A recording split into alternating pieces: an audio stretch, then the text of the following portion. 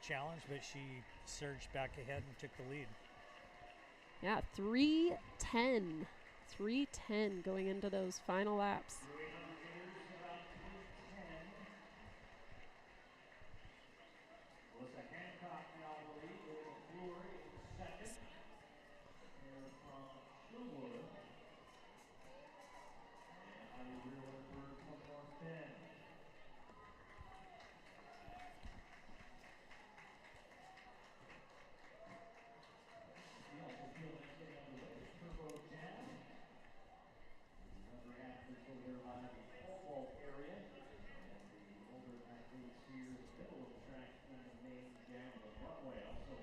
So we're still not sure who's in the lead, but she still has it. Or you figured out? Alyssa Hancock. Alyssa Hancock, okay, coming in from front Sherwood. of the home crowd here.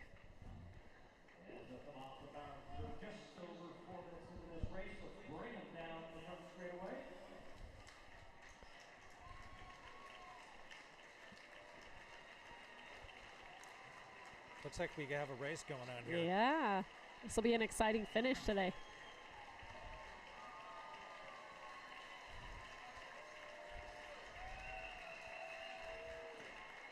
And there it is, their bell lap. So our second place finisher makes her move at 400 meters. Oh. Ooh. Steps off the track. Oh.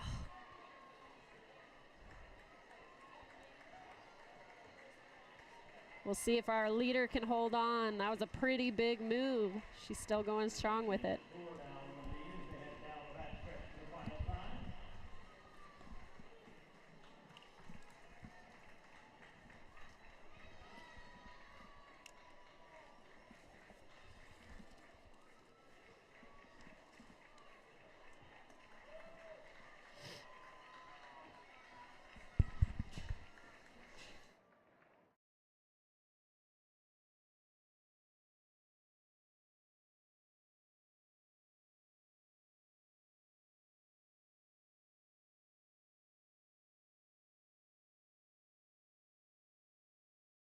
All right.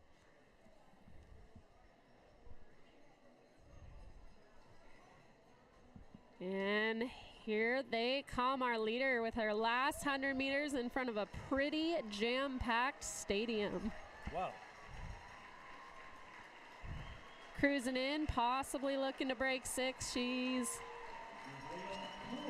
be a little bit shy, but what a kick. Woo. And championship time of 6:02.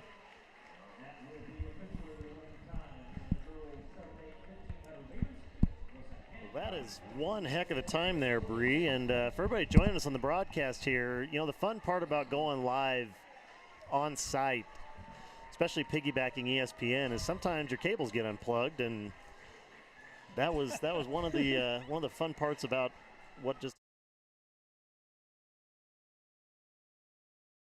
for a minute. So so now we're back, and I want to welcome everybody here to the TrackTown Youth League Championship. This is the final meet to take place at Hayward Field here, and we want to congratulate all the athletes competing tonight. There's almost 550 youth athletes out here representing 125 different communities from across the Northwest.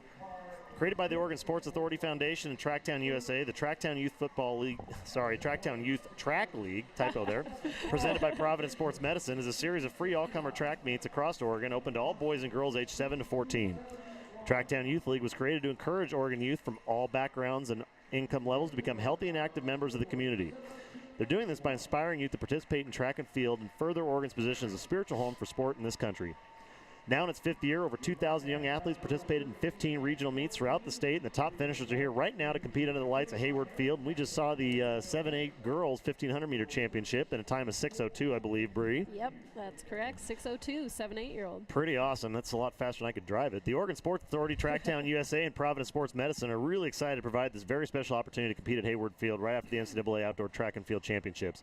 Live results will be posted online throughout the meet, and to access this, go to TrackTownYouthLeague.com and click on the live results link on the homepage. And we'll populate those as best we can here with the scoreboard input. And I think right now what we're seeing is the setup for the girls 9, 10, 1,500, you guys. Yeah, so we've got from Coquille, Ada Millett. From Portland, Maura Maloney. Haley Harjo from Hood River. Elizabeth Connolly from Bend. Kaylin Hill from Coos Bay. Briley Mead from North Bend. Evely Booyer from Sherwood. Destiny Adams from Staten.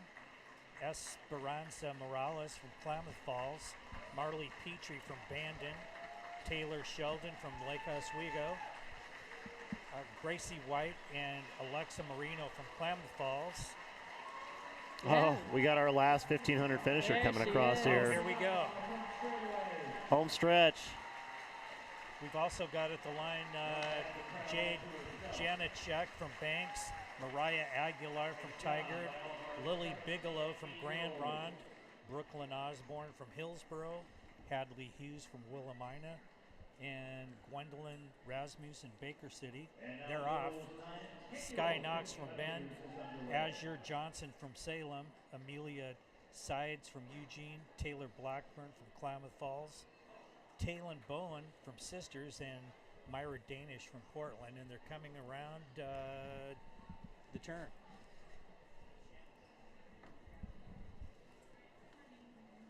All right, and our 9-10 leaders, here we go. We'll try to update you with our leaders as the race progresses and give you a little feedback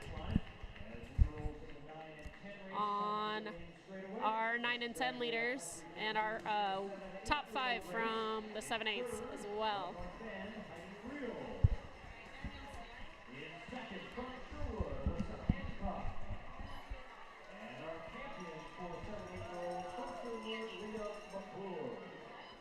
All right, over on the awards podium, as I'm sure you could hear, were our 7/8 girls winners. In first place, we had Leah McClure with a 6:02, Alyssa Hancock with a 2:60, nope, sorry, 6:20, and in third place, we had Heidi Ryle with a 6:26, and they're rocking it with some pretty sweet good shades. times. Yeah.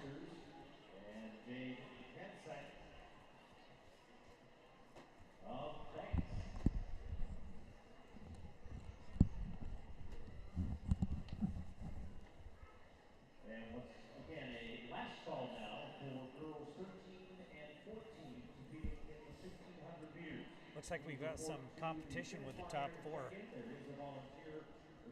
Great race. 13 and 14-year-old girls, 1,500 meters. Please report to the finish line.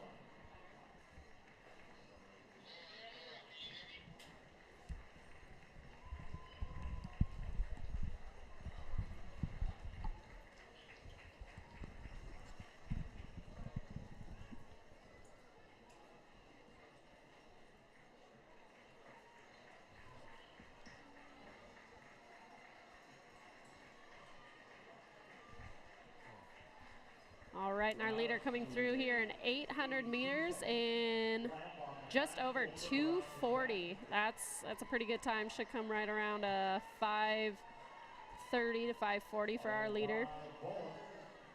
800 meters left to go. Well, I'm nothing if not without surprises, and I got a little bit of a bonus feed here from the stadium, and we're going to be able to overlay Ooh, the placement standings. Look at that. That's sweet.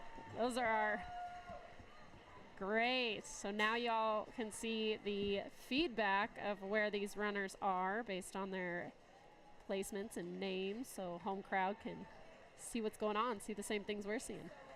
We'll pull that down as it interferes in the frame with the finishes, but yeah, that should help everybody at home, and they might be able to stay on the broadcast a little bit longer and not have to jump over to the website. But if you do need to and you want to check out the standings as they're archived, just head over to TrackTownYouthLeague.com, click on the live results link on the homepage. That's TrackTownYouthLeague.com. So it looks like, is that Kaylin making a move here on the last lap?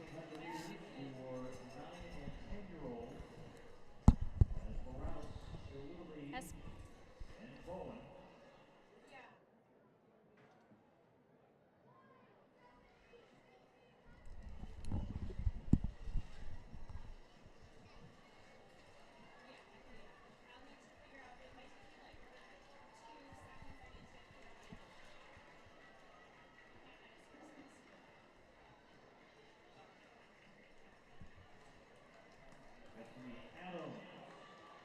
All right, and so that number 9 there, Esperanza Morales, was last year's winner, and it looks like she's got another great lead again this year.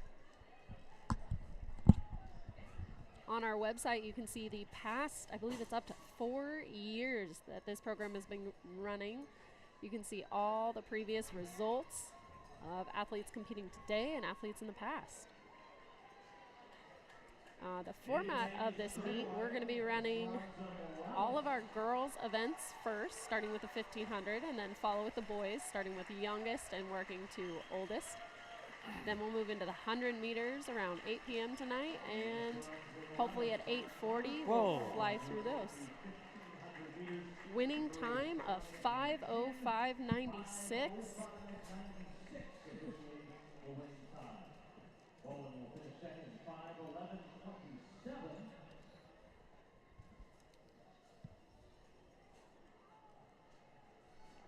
For those who do not recognize that is sunshine. What?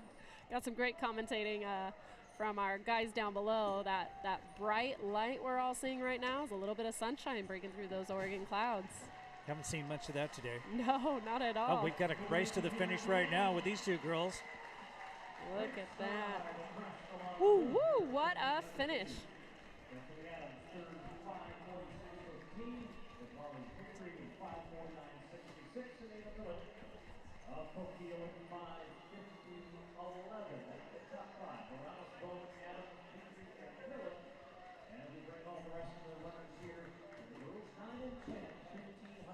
Love it. You guys are seeing the same things we are. So first place, Esperanza Morales with a 5:05.96. Pretty quick for a 9:10. Yes.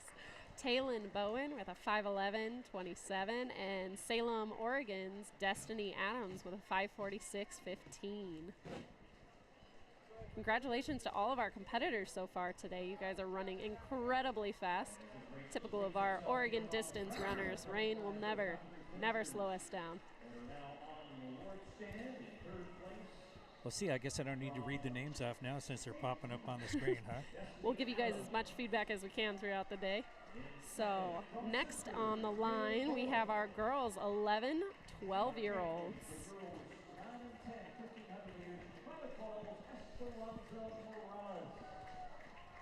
And if you can hear that feedback down below, that's Esperanza getting her winning shades and medal 2 years in a row. Thank you. Great job, Esperanza. So keep an eye on Anna Peters. I've only noticed her not winning one race so far this year. That's pretty incredible. Yeah. Anna Peters. And the Buswell sisters are out there today. Yep. Olivia and Sophia. We're both familiar with those three, having been campers at Youth Runner. Elite. Maggie Eisner. Salem Track Club, one of my former kids. Always fun to know you're saying their names correct. This is a very large field. Yeah. We're going to go ahead and share those names and give you some race feedback along the way. So from Staten, Jasmine Adams, Lake Oswego, Anna Peters, Hermiston, Jackie Garcia, Portland, Tegan, Kelsey Bay, Sherwood, Sonoya Buer, Coos Bay, Sophia Miley, Astoria, Ella Zilli, Portland, Praseus Paxson, Banks, Jocelyn Janicek, Central Point, Lucy Mitchell, Salem, Maggie Eisner, Vancouver, Sydney Boothby, Myrtle Point, Clara Baker, and Hillsboro, Maslin Sigler. They're coming through already. And it looks like Anna Peters is just now moving into the lead with the green shorts. Nice. She's from Sherwood, right? No, she's from Lake Oswego. Okay. Oh, okay. She's running for Bowerman, it looks like. She's sporting one of those awesome red jerseys.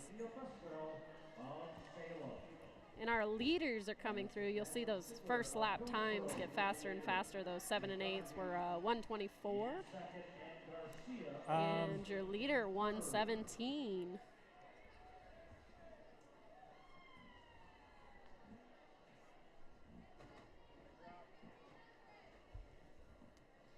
So Anna's already got herself a nice little lead. great lead. They're unofficially running a 5-minute 1500 pace right now. And I don't see Anna slowing down anytime soon. She's making that gap bigger and bigger. Running by that beautiful steeplechase pit. Women's NCAAs ran today, and Boise State's Allie Ostrander won that. The USC women took home the victory as a team today. Tell you more about that throughout the day. That was a pretty exciting last event of the day.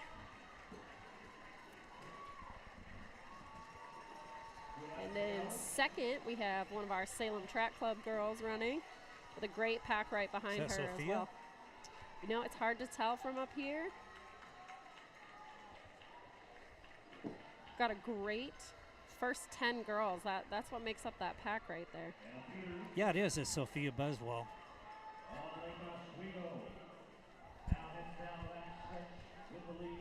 Wonderful. So you've got leaders from Lake Oswego, Salem, VC, Hermiston, Hillsboro, and a couple more Salem kids with Jasmine Adams out of Staten rounding out your top 10. So it looks like Sydney is just kind of made a move past Sophia. Yeah, those two are it looks like they keep going back and forth.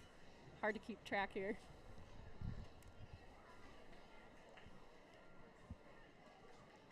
Looks like there's a pretty good race in 4th, 5th, and 6th as well. Agreed. Trying to get in that top 5. Will really depend who can make that move into that next pack to grab that 3rd place.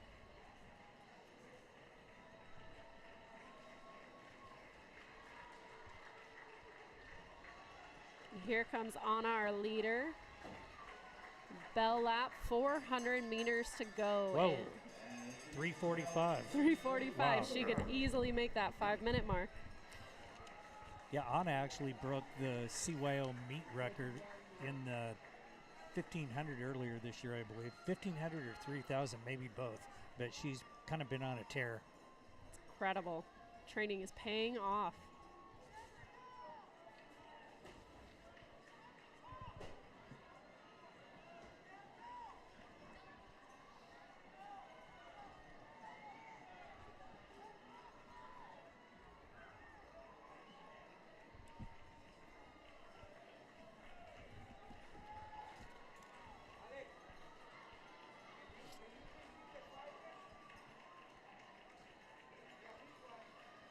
Looks like Sophia Buswell is trying to catch up with Sydney for 2nd place, but I'm not sure that's going to happen. Yeah, I think Sydney's got a pretty good lead as long as she maintains her pace those last 200. Oh, there's a pretty good move there. You guys can't see it at home yet, but that move between 3, 4, and 5. This is where a lot of young runners make their move too, is that last 150 meters. So it's training your body to kick a little bit sooner. And here comes Anna. Just like we predicted, just over 5 minutes. Wow, 5:08. Wow. Incredible run. Very nicely done. And there it is. And Sophia Anna. for 3rd. Oh, and her sister Olivia just Photo over the line. finish. Yeah. That was incredible. We'll see what And there's scoreboard Maggie says. Eisner. And it went sisters, went back to back. Sophia Buswell and Olivia are going to be in 3 and 4. Anna Peters with a 5:08. Sydney Boothby with a 5:14. Sisters with 5:19 and 5:23 consecutively. Wow, they look pretty good. Yeah. Jasmine Adams there on your screen with a 5:30. One of their teammates. Oh, here we've got a race coming in now.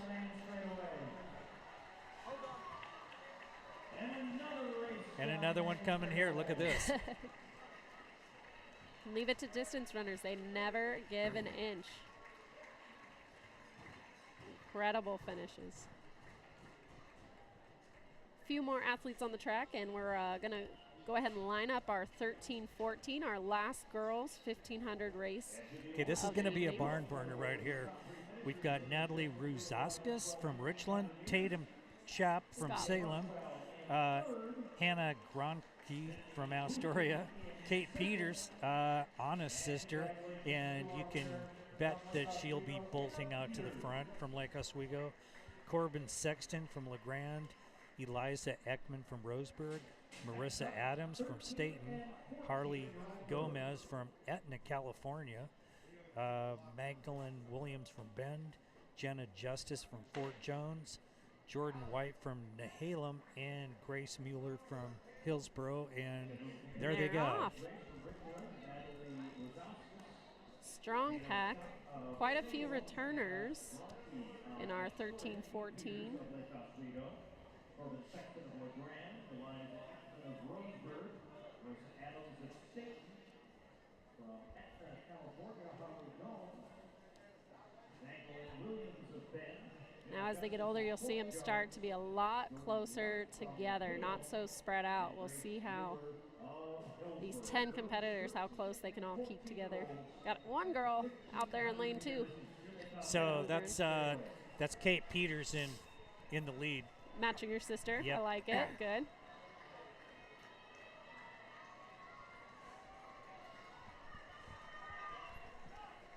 And Tatum in fourth place. Yep.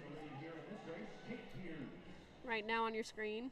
There we go. Now we're caught up here. Kate Peters, followed by Harley Gomes and Eliza Ekman. Tatum Scott in fourth. Jordan White, 5. And that is your front pack. Miss Peters obviously leading that one, and 2, 3, 4, and 5 trying to close the Oops. gap. What a move. It looks like Harley just got passed. Is that right? Now we'll see what the feedback gives us. That might have been Harley the whole time. It looks like Harley and Oh. Eliza are going to go back and forth. Yep. Be hard for the computer to keep an eye, but we'll try to update you as the broadcast goes. Look at that stride. Whoa, that's beautiful. Humongous.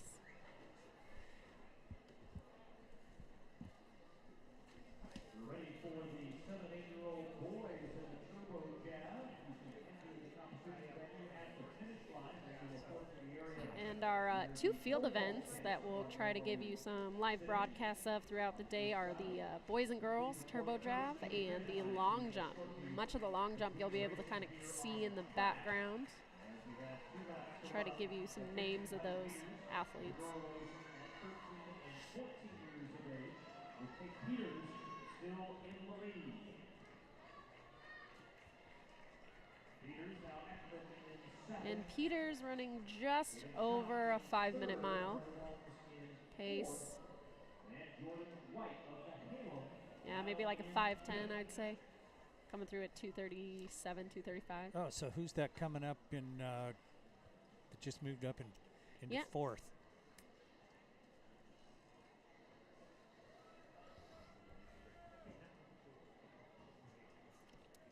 Harley Gomes. Or Gomez from Etna, Gomez, California. maybe. Yeah.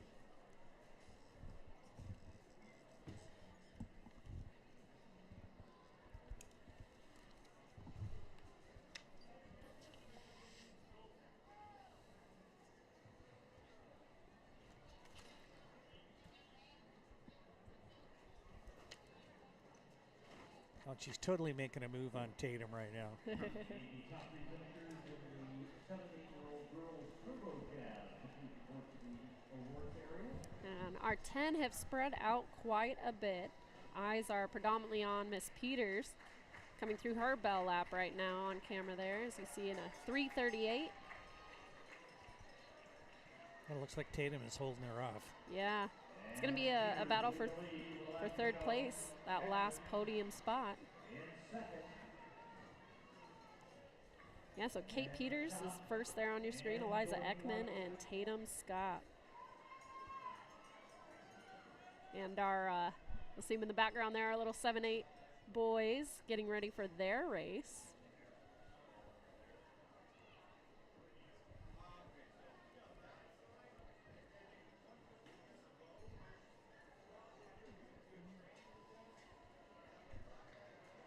There she goes, Kate Peters going into her final 200 meters.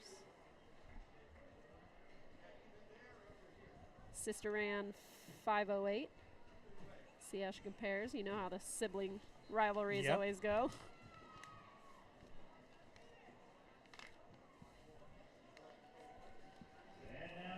she comes. Still has that beautiful kick and stride. Yep. Yeah, and that's Eliza holding on second. It looks like maybe Jordan White just took over third place. She's going for second look here. at that. Check at the camera. I don't know if anyone knows she was there. And she'll take third. Tatum Scott coming in to finish. Watch this finish. We're battling good. for She held fourth. him off. Yes, and fourth is Nice. going to go to Tatum. White third, Tatum Sharp fourth with 5:14.50. And your leader, a 5:01.12, Kate Peters. Two sisters, two different age groups going back to back. Eliza Ekman, 5:07.04. And just a hair behind her, Jordan White, 5:07.76. Two more athletes here in the main straightaway. Let's bring them home. There's our wonderful crowd. Imagine 500 athletes, each bringing one or two parents. We've got a stadium filled on this side. It's quite the sight when you're a young athlete.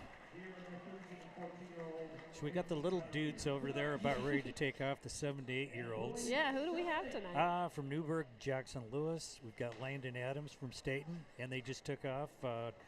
Phineas Young from Redmond, Dalton Wallace from Warrenton, Gavin Pedro from LeGrand, Lucas Medina from Eugene, Conrad Johnson from Bend, Henry Barsotti from McMinnville, Griffin Thomas from Dundee, Reeve Johnson from Salem, August Baldaus from Portland, Miles Metler from Grants Pass, Brandon Stotler from North Bend, Owen Morrow from Grants Pass, Tyson Harjo from Hood River, Micah Hoyt from Battleground, Jalen Janicek from Banks, Wyatt Hubble from Grand Ronde, Chase Colling from Eugene, Jaden Martinez from Hermiston, Watto Threm from Hood River, I'm not sure I got that right, Brooks Hewitt from Klamath Falls, and here they come for a run for the first lap. Yeah, it's hard to tell. That looks like maybe a hip number 1 or a hip number 7. So that's going to be either Jackson Lewis, actually, or Conrad Johnson. Take a look at our screen. All right, now we're updating. And I just missed too, Landon, how do you get the pronunciation on that Landon Brzezinski. From Portland, and Torsten Nordstrom from Carleton. So we've got a race out there for sure. Now, our scoreboard did not get the time. My time's about 15 seconds off. So the middle of the pack coming through at a 1:30. Our leader coming through just over 60 seconds. So we'll see what times they produce today.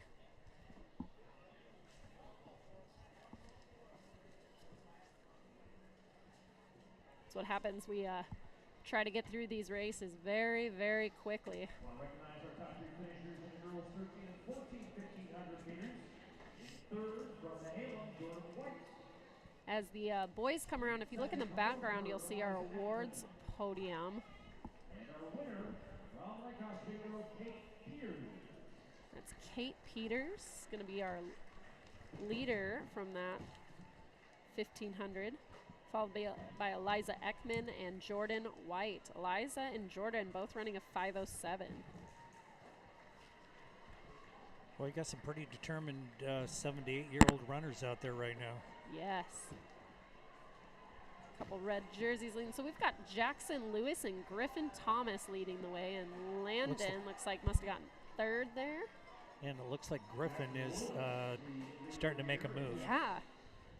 Great. You know what that hair reminds me of? Little Steve Prefontaine. Exactly. Yep. Give him 10 years or so, maybe he'll grow the mustache. You know, Pre would never let one go. I'd give him 11 years. 11 years?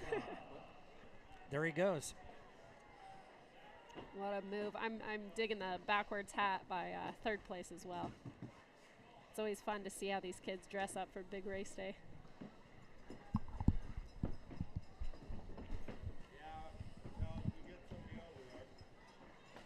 Wow, he's really closing the gap over there. Yeah. Look at these guys. Maybe he's just sitting there letting him lead, do some of the work. And then he'll just go right around the last part. You'll want to close that gap. He's going in, they'll have just over 400 meters left in this 1,500 meter race. Yeah, it looks like he might catch him by the time he comes by here. The hard part is when you're that young, remembering to keep track of your laps, even the 1,500. He got him. Look at that move. So now he's going to do a little more of that work with the 400 left. It's pretty light wind today. It's really breezy earlier, but that's Jackson Lewis is sitting in first or second right now. There's your bell lap, 4:14.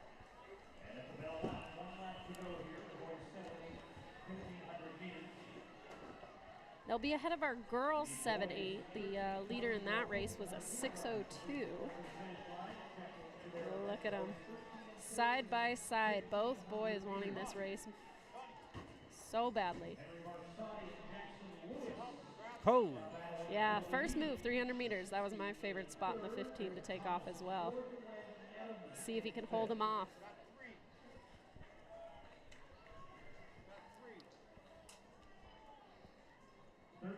We'll try to update you with one. There you go. So Jackson Lewis leading the way right now. Oh, sorry, that's Henry Barsotti of McMinnville. I think Jackson's in second. Second, that makes sense.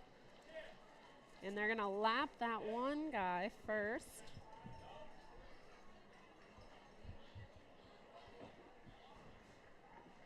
All right, we're down to less than 150 meters in front of a home crowd. This should get really exciting for track and field fans. Whoa, look at that. Look at that kick. Great kick, both of them.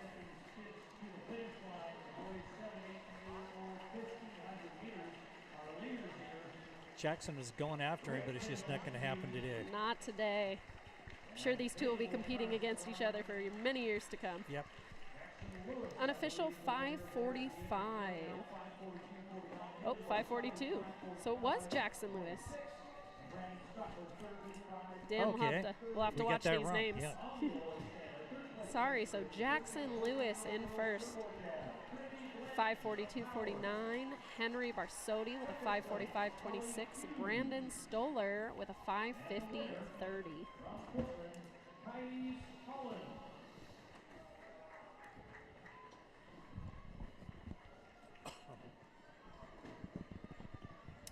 On the podium, you're hearing there the girls 13-14 Turbo Jab champions.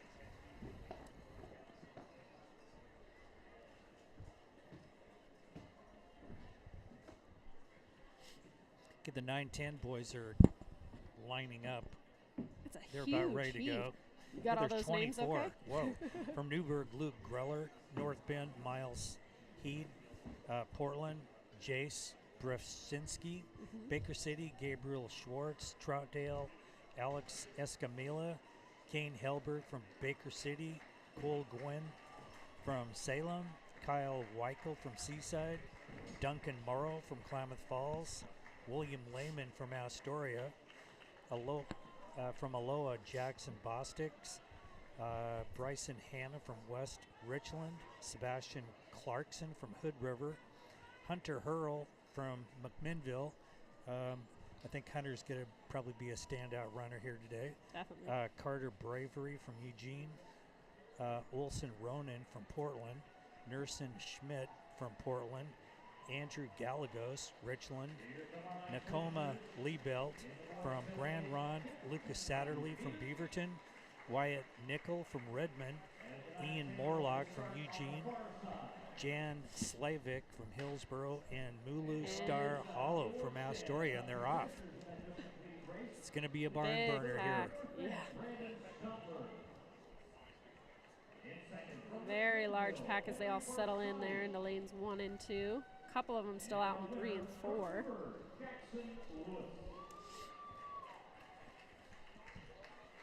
And then on the podium there, that was first place, Jackson Lewis, 5:42.49. Second place, Henry Barsotti, 5:45.26. And Brandon Stotler, 5:50.30. Here come our 9-10 boys, 1,500. Kind of looks like Hunter Hurl in third. Yeah. Where's the...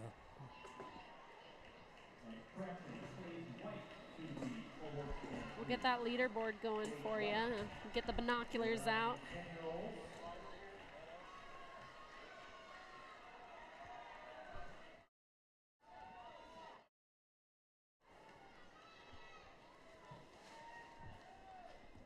And so we've got kids from all over the state. So again, in this heat, we've got kids from Newburgh, North Bend, Portland, Baker City, Troutdale, Salem, Seaside, Klamath.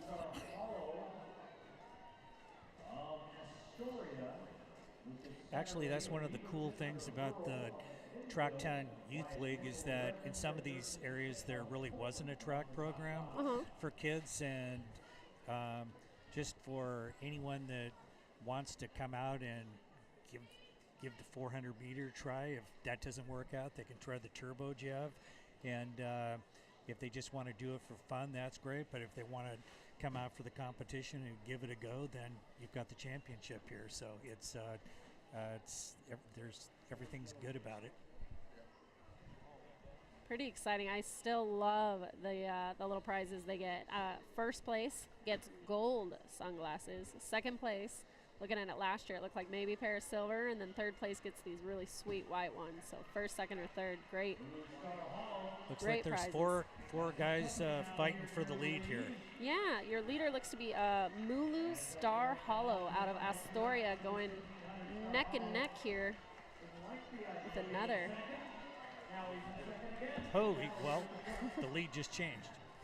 Just like that. Can't take your eyes off the screen. And that was Hunter Hurl that is still in third Hanging place. third. So yeah, if you've been watching this race live here, we had Mulu and Lucas just trading off lead, which is great. I mean, in a workout partner, but when you're going back to back with somebody. Here's Mulu again, making a move on the screen.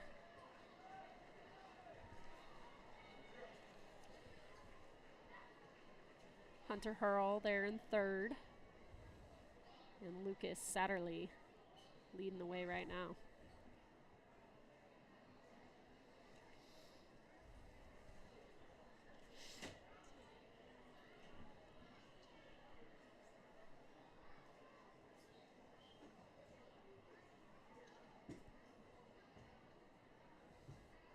So you were saying they were going to do some construction on that old Bowerman building there in the corner, right?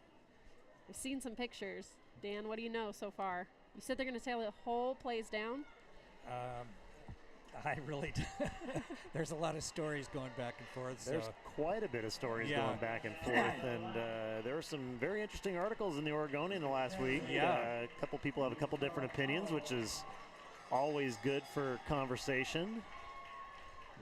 My personal opinion is, as long as they keep doing this event, I don't care what the place looks like. Hey, there you go. I figured it can only get better from here. I mean, it was amazing as a kid when I was their age running here. Well, Bree, give us a little background on yourself. Wow. You've referenced that a couple times here. Why don't you tell the folks at home a little bit about your track history? Yeah, so I am no All-American, but I was about their age at 7 or 8, and somebody handed me this tiny little track and field handbook. First page there you open up to is a men's 3,000 meter. For those of you who don't know, it's a giant hurdle over a big old water pit. And I saw that and I said, you know what, I'm gonna do that someday. And back in 2007, it came true, and our leader right there, he's running right by it, my first ever water pit. Wow, that's pretty impressive. And you mentioned earlier before we were on the broadcast that you've been all over the globe with track and field. Yeah, it's really fun. You stick to a sport, can take you all over the world, and lucked out and kept chasing that Olympic dream that these guys are chasing here. Got a taste of Hayward Field. Here we go. This finish, I never got a first place finish here, but it doesn't matter what place you finish. This stadium is incredible. Nice, 5:18. Lucas Satterley. Hunter comes up. Hunter Hurl. And third's going to go to Mulu Star Hollow. Some incredible times, 5:19, 5:23, and 5:25. Whoa, there's a race. Look at that. There we go. Another kid out of Salem there, just at the line. Couple photo finishes. Incredible kick.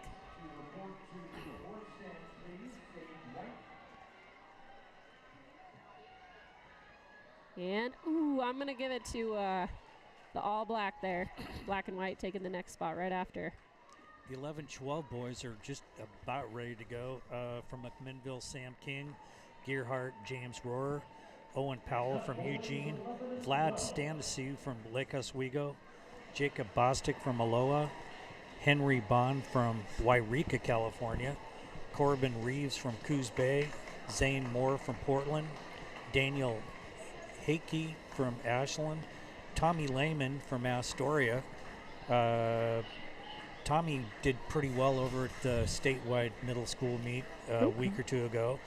Samuel Iverson from Klamath Falls, Liam Robertson from Portland, Andrew Stanisu from Lake Oswego, Jacob Peters from Philomath, Quentin Nelson from Portland, Kaysen Paulo from McMinnville, Jason Rodriguez from Hermiston, Christian Johnson from Bend, Connor Thompson from Junction City, Kyle Miller from Eugene, Nathan Peters from Portland, Matthew Riemann from Grants Pass, Maxwell Merrifield from Portland, Dashul Gordon from North Bend, Evan McClellan from Richland, and Alexis Armenta from Umatilla. Wow, I got them all done before they started. That was incredible. Well done. Crazy. Here comes our final finisher in the boys 910 1500. Looking exhausted. What a race, though. His first 1500. Times in the book. Okay, this should be a pretty competitive race. Indeed, our 11-12 boys. Quite a few returners this year.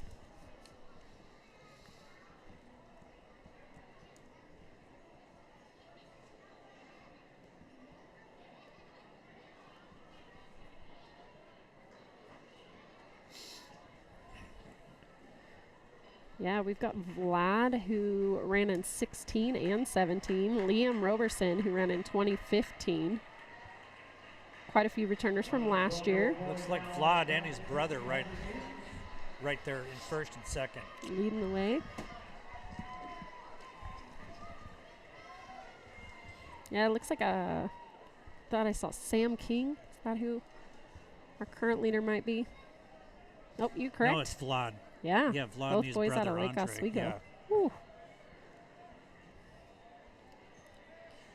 So actually, I first saw those two run like 4 or 5 years ago at the AAU National Championships, and they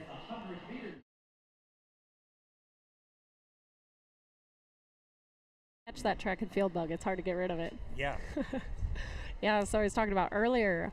Went and did my own career, ran in college over at Boise State, and then got into coaching, moved back home here to Oregon. Couldn't get Hayward Field off my mind, and then ran into you and got some broadcasting experience and doing some announcing for the youth track and field meets after the coaching. It's been a smooth transition. It's real fun to just sit and watch now. Here they come. So who do we got there in third place? Let's pull out those trusty binoculars and look on the screen. So Vlad and Andre still in 1 and 2. Yeah, it looks like we're still trying to figure out 3.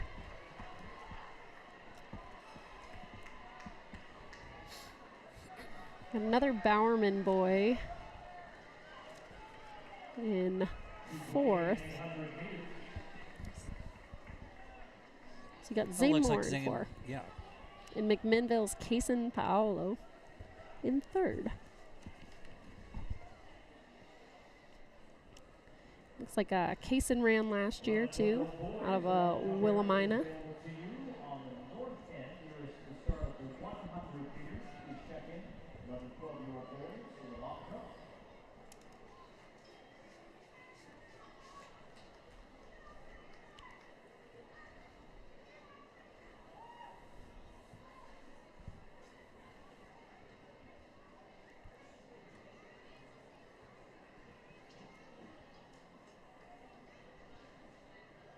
That's good to see Vlad and Andre running close together. Yeah. Leading the pack here.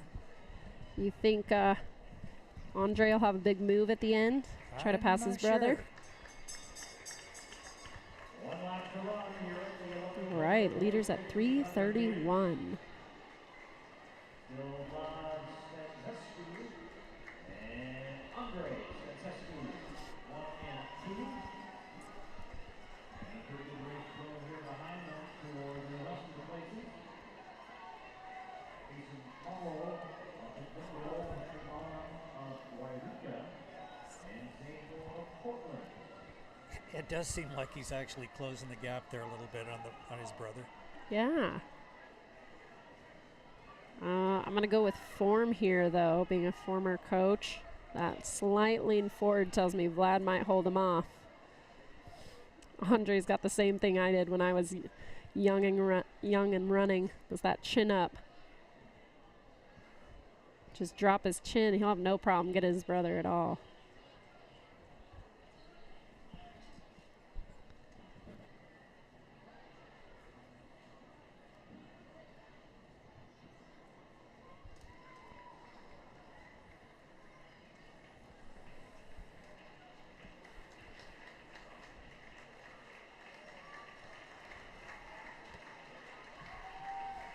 Looks like Paulo in third is coming in pretty strong, but he's got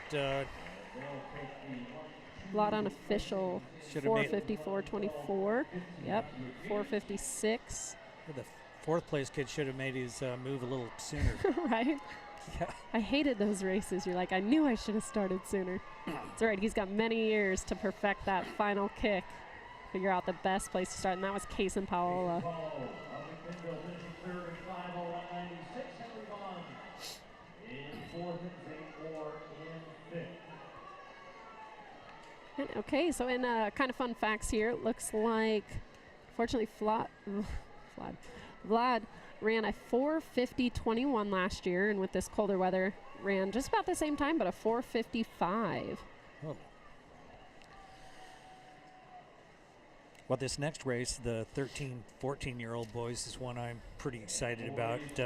You've got some really fast kids in here, but the lineup is from Richland: Ethan Stout, Mount Shasta, Drew Herring, North Bend, John Ephraimson, Salem, Elijah Buswell, Rogue River, Jake Sereni, Medford, Michael Marano, Hermiston, Tristan Sanchez, Portland, Inba Chennai, Portland, Raphael Blandini, from Richland, Taryn Flynn. Keep an eye on Benjamin Ballas. There they go, from Portland. Wills Driscoll from Eugene, Carter Doyle from Klamath Falls, Ephraim Weber from Roseburg, Caleb McCoy from Kaiser, Alec Gabarra from Polsbo, Liam Murphy from Portland, Wesley Shipsey from Portland, Daniel Quintana from Ilwaco, super fast, from Milwaukee, Logan Law, another fast runner, Portland, Ben Jordan, Salem, Evan Gonzalez, and another fast kid, and from Coos Bay, Alex Garcia Silver, and here they come around for the first time. You know that front runner, Yeah. don't you? Another. That looks like Evan Gonzalez. Yeah, I and then believe you're in right. second place is, let's see, Ethan from, Stout. yeah. Are you sure that's not Daniel Quintana, or is that right? No. Yeah, it is. It's Daniel you're right. Quintana. I stand Then corrected. Wesley Shipsey and Benjamin Balaz, who is just kind of moving, challenging. Yep, For he that just third moved spot. into third place. And you should see Logan Law coming up there somewhere. Yeah, it looks like our leader, Evan, last year ran the same race in 4:32. Actually, Evan just he qualified for the New Balance Nationals coming up here in the next week or so back in the East Coast. Okay. You know what's amazing about all this is I'm coming back into the fold here for a second, is I'm looking down here at a bunch of kids that are, between ages 7 and 14 years old, and you're just referencing a kid who's going back east to run in nationals thanks to New Balance. We've got timing chips here synced with the computer in the grandstands at historic Hayward Field that's giving us live updates on our monitor in front of you for positioning. 10 years ago, this didn't even exist. No. This wasn't even in the lexicon 10 years ago, and here these guys are. Not only are they traveling across the country for races, but they've got opportunities to see split times live on the big screen down at Hayward Field here. You know, and none of that would have been possible without TrackTown Youth League, Oregon Sports Authority, and Providence Sports Medicine. I just want to jump real quick while these guys are finishing out and just say how amazing it is that the support from all these sponsors has made this opportunity available for all these kids from across the state of Oregon. There's over 550 kids here today. I mean, that's just amazing. That just absolutely blows my mind. So big thanks to all of our sponsors, and of course a big thanks to the University of Oregon for allowing us in here after such a big day with the NCAA championships. I mean, it's been a busy day down here, and they were the best hosts we could even possibly hope for. So big thanks to all the sponsors here. Definitely. So we've got a super race right now between first, second, and third. Yeah. So is that Evan, Daniel, and Ben?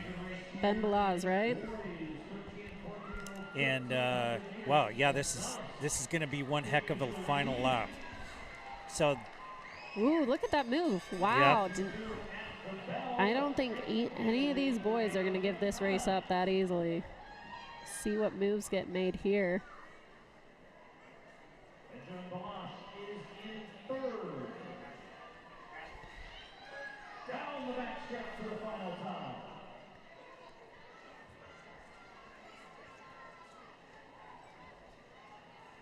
Whoa, Evan is challenging.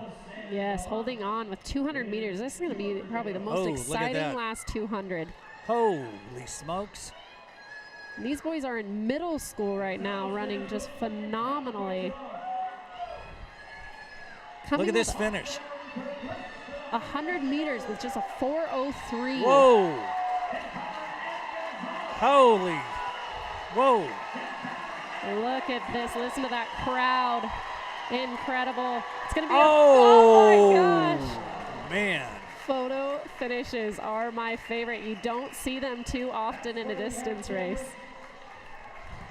We'll see what the chip timing says. Daniel Quintana, 4:15.59, 4:15.60. Wow, that is beyond close.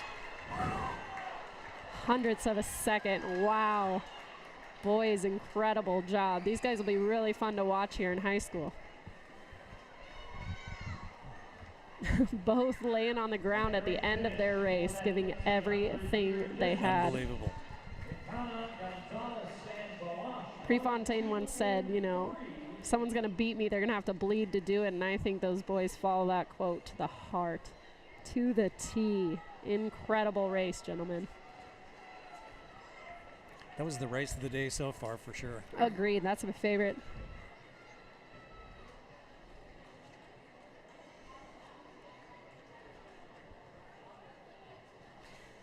Yeah, I was talking about Logan Law earlier, but I actually didn't. I read him in the lineup, but I didn't notice him out there in the race. Yeah, and I think he was one of our. I thought he was a top finisher last year.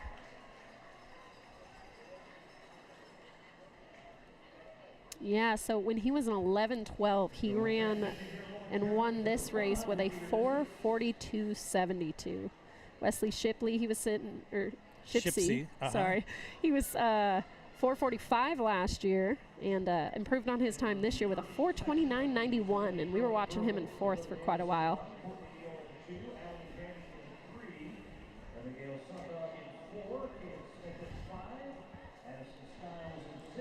So meet time is 8:16 right now. The 8:20 field events getting underway here soon will be the Turbo Jav, girls 11-12.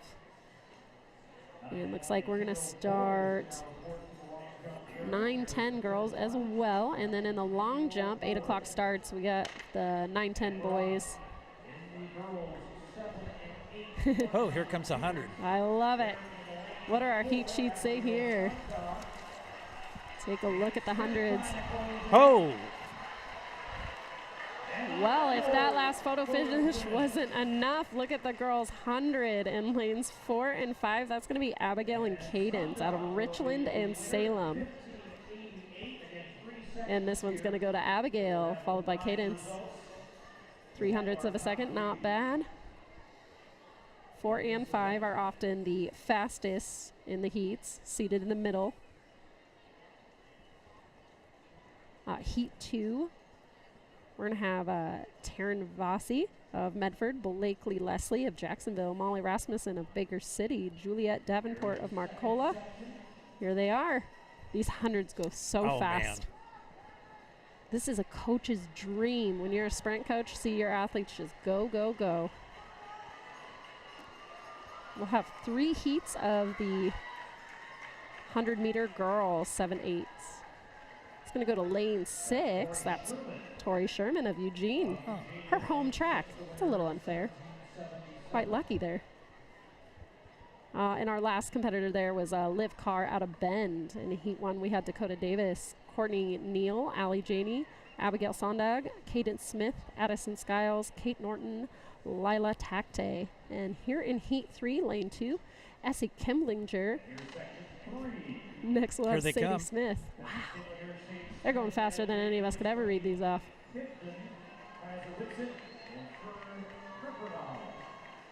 They're so little, but they're so determined. They are checking each other out, looking left and right, seeing where they stand. Yep. Ooh, that's going to be a tough one. It's going to be a 3 or 7. Camera says Fern Preppernow out of Portland.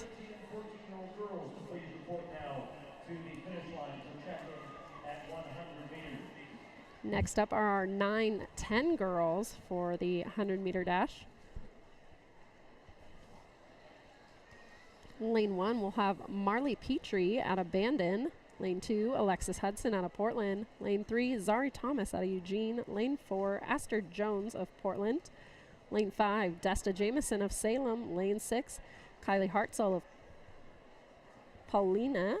Lane 7, Esperanza. I think that's that Paulina. Paulina? Mm-hmm. Paulina? Ooh, Yep. Never been there. Paulina. Yep. Isn't that Eastern Oregon? That is correct. Yep. Ooh, very nice. I know some small towns There's a out there. volcanic crater out there, Paulina Crater. Wow. Some good mountain biking over there. A lot of fun. Very, very, very dry. Yes. Unlike here. Say I grew up going to Ione, Oregon. Try to find that one on the map. That's another small town out there. Lane 7 is Esperanza Morales of Klamath, and lane 8, Ellis Heslom of Portland. Yeah, I don't see him actually lined up yet. And that looks like you can check out some of the long jumpers, though, as we wait for our 9-10 starters. Well, they do that. We've got a promo video here from TrackTown Youth League. I'm going to push in because we've got a minute cool. here to let folks take a look at this, and it's a video they made up for the championships this year. So we're going to run that for a second.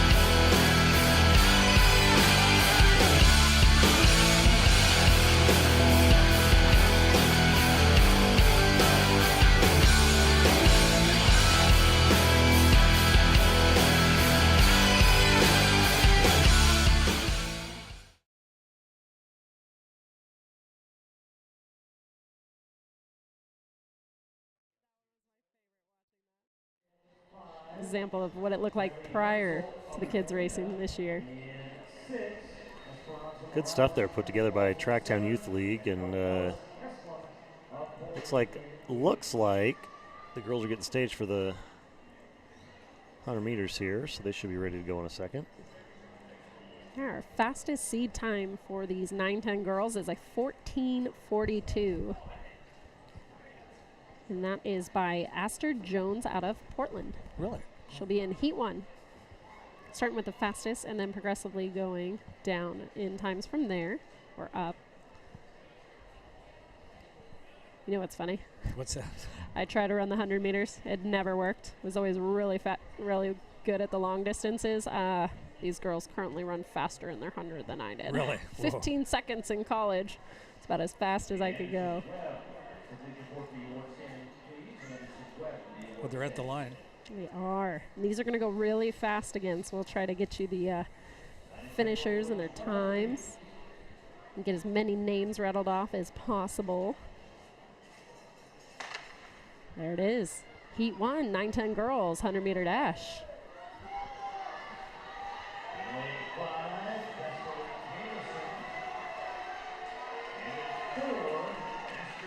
Looks like lane 4. Yep, that is Miss Aster Jones out of Portland, 14:42, and that time she ran today is a 14:92, just a hair slower. And just to be clear, faster than your 15 seconds, correct? Yes, much faster. At 9 years old. Yes, they are smoking fast. So good.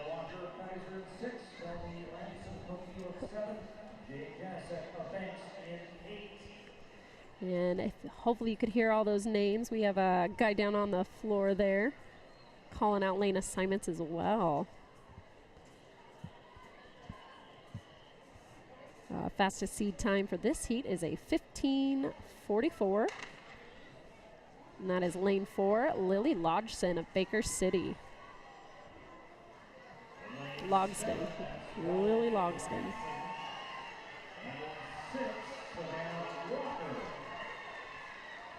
Another close race. Lane 7, Melanie Lamson of Coquille. Coquille. Man, these small towns. Sorry, guys. Yep. In section 3, Alyssa Segura, Warrenton 2, Lily Bordeaux for Purposton 3, Ada Millett of Coquille in 4. Now, while the cold weather is highly suitable for any distance runner in those 1500s, our sprinters could use some more of that sunshine poking out. I know they like to run in those warmer 70-degree days. I think that's not going to happen by now today. Yeah, looking all around too, I agree with you. No pockets of sunshine left this evening. Next up in our third and final heat, lane 2, Alyssa Osagura of Warrenton. Lane 3, Lily Borgelt of Hermiston. Lane 4, Ada Millett of, how do you say it again? Coquille. Coquille. Lane 5, Marley Darling Peterson of McMinnville. Lane 6, Magnolia Claremont of Hood River. Lane 7, Rosalind Murray of Beaverton. Fastest seed time, a 16:48 by Ada Millett.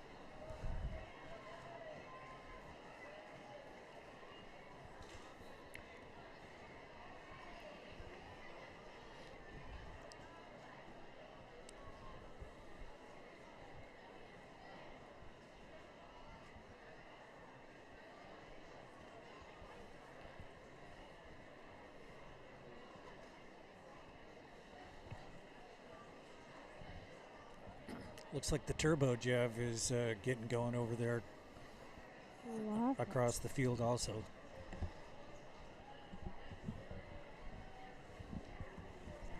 Probably read off some of those participant names in between flights here. Heats on the track. We'll try our best to give you folks at home some names of our field events.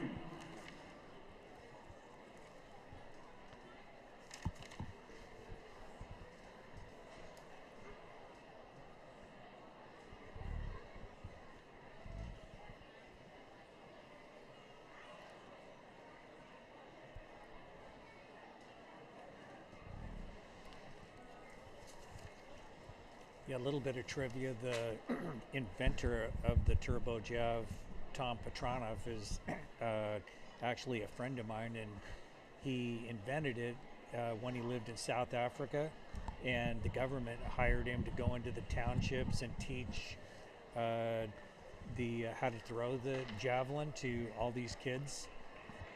Here they come. I'll finish the story in a sec. Wow.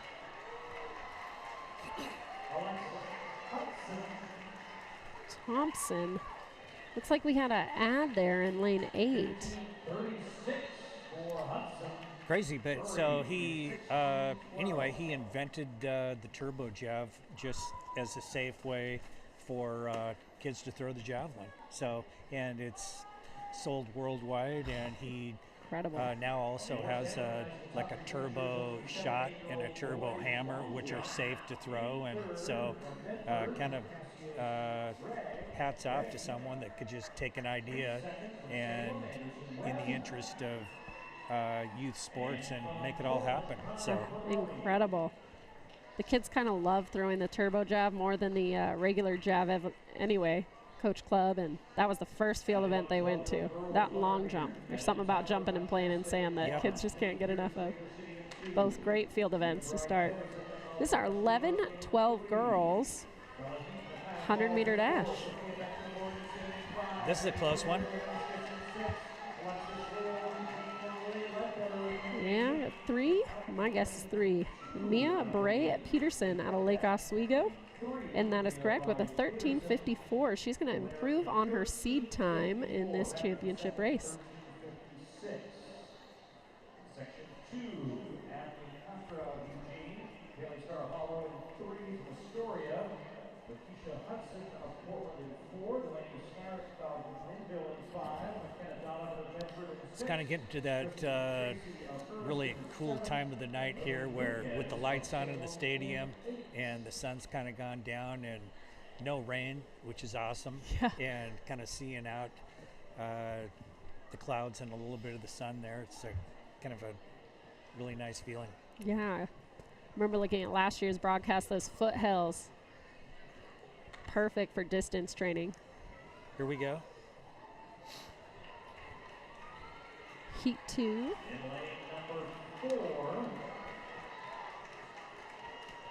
Oh, Whoa. all right. Yeah, that's Delaney Snarick out of McMinnville in lane 5. Also improving on her time. Yeah. It's cool to see even like the 7-year-olds going across the line and leaning in. That perfect photo finish Yep. lean. Yes. Of Hood River, Haley Hughes of Willamina, Roxy Cross of Or the little boys doing the perfect Prefontaine lean Yes. in finish. I just wish they had that tape there for them. I mean, that is so exciting when you can get that tape across the finish line and be the first one to break it. Oh.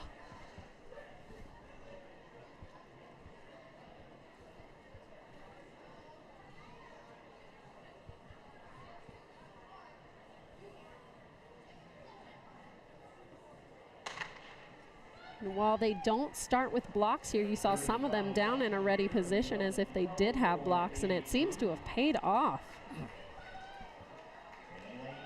Lane 5, that's Kate out of Hood River.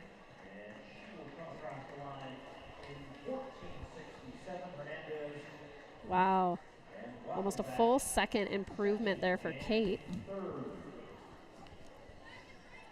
So at home, if when the camera pans over, if all those flags, so that was from the NCAs, and each flag, doesn't that represent a school? Yeah, I believe so. Those are all the NCAA flags.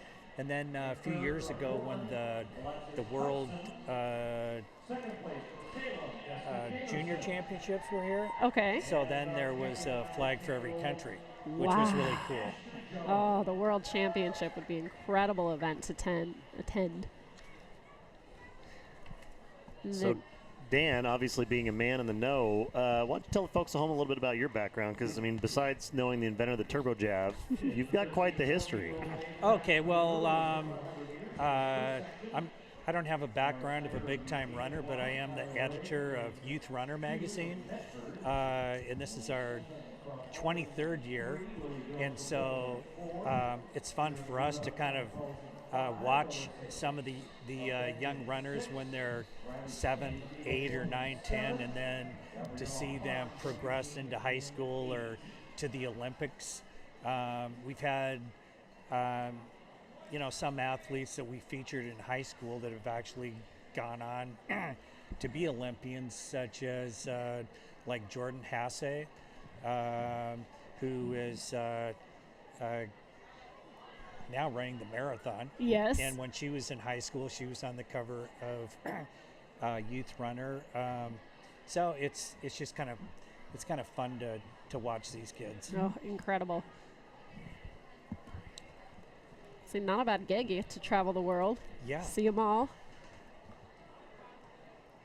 It's one of the greatest parts about being a coach is watching these kids from a 7, 8-year-olds all the way up through high school and just watch them become, not only incredible athletes, but great kids that just demonstrate incredible sportsmanship. You'll see a lot of them shaking hands at the finish line. Mark of a champion. Looks like we've got the 13-14s queued up here. Yep. Is that an Oregon jersey? That's beautiful. Lane 3. Oh. Love it. And that is Emily Stefan out of Albany. So U of O, keep your eyes peeled. Yes. I think she's wanting to come run for you guys.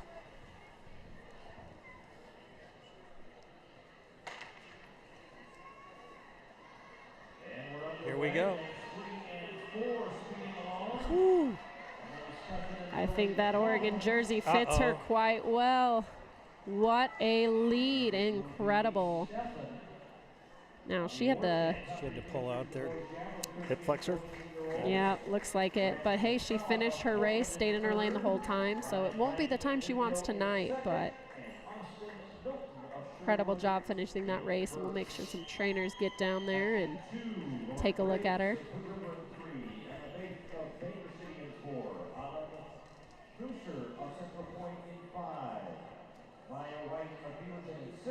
Those are tough, too. It's like one giant bee sting right in your hip, and there's nothing you can do about it.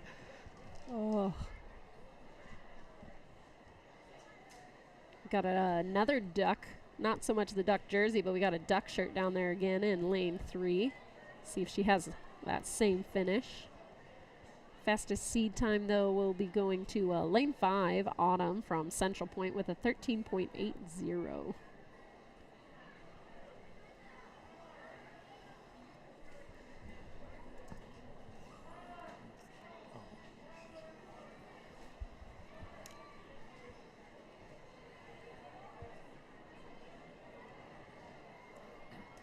I just noticed Emma Baker. Baker City. We met her last year. Yeah. At camp. That's right. Yeah. I knew that. It's so hard. You coach and you go to all these running camps and you see a lot of kids' names and you think, I know Emma Bath. Where do I know that? So she was one of our youth runner campers. So a lot of these kids, we mentioned this earlier, they may not necessarily be a 100-meter runner, but in their championship city, they won in oftentimes the 100, the 400, and the 1500. So you'll see a lot of repeat names as athletes qualify in multiple events for this championship meet.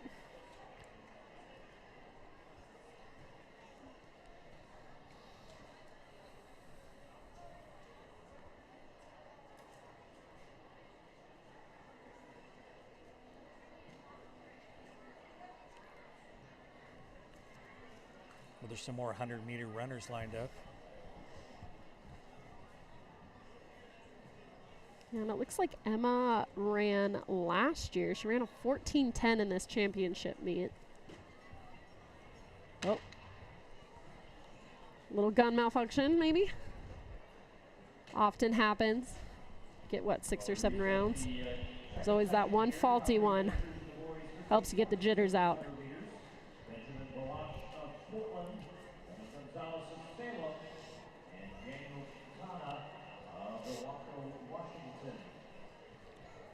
There's our 1,500 meter boys champions over at the wards. 13, 14-year-olds. And on your screen right now, we have those 13, 14 girls, 100 meter. So I think all 3 of those boys will be a freshman this fall. I think so. Yeah.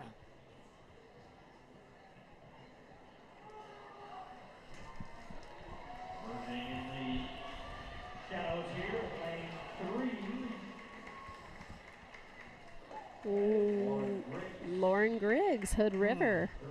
13.75. Improving by 0.05 of a second from 13.8 to 13.75. Heat 3 will consist of Kais Hollins of Portland, a very well-known thrower as well in the club circuit. Julie Griggs out of Sheridan in lane 3. Lane 4, Emma Cook of Hillsborough. Lane 5, Haley Howery of Beaverton. Lane 6, Sophia Morsa of Grants Pass. Lane 7, Trinity Blanton of Powers. Here in section 3. Oh. In lane 7. Keeping her head down in lane Whoa. 7. She'll take it. I Nice. believe that's Trinity Blanton of Powers. Blanton, 14.25. Got some long jumpers out there now too. Yeah, we've had them going all night. Let's take a look. So we got some 9-10 boys. Let's see if we can give you some 9-10 boys names.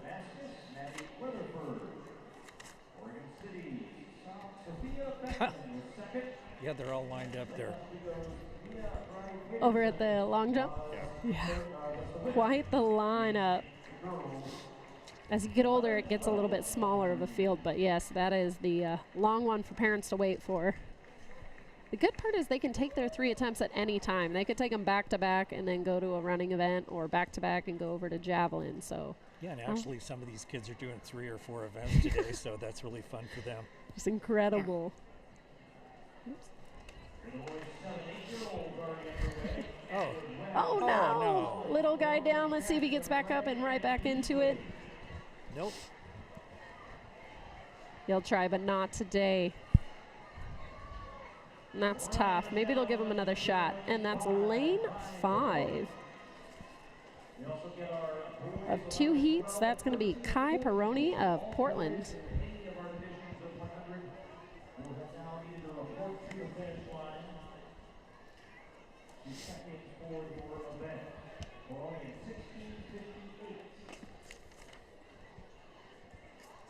Here in section 2, David Steers, Tyson Harshaw, Cole Hartley, Conrad Johnson, Amir Burton, Boston Lynette, Aaron Kendall, and Reed Johnson.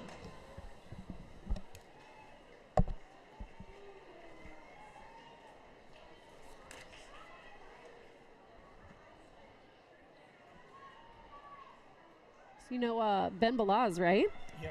I was looking over, there's about 50 names or more in this long jump field for the 9-10 boys, but it looks like Kalua Balaz is also doing long jump, so a whole family of track and field kids. Yep. It's pretty exciting.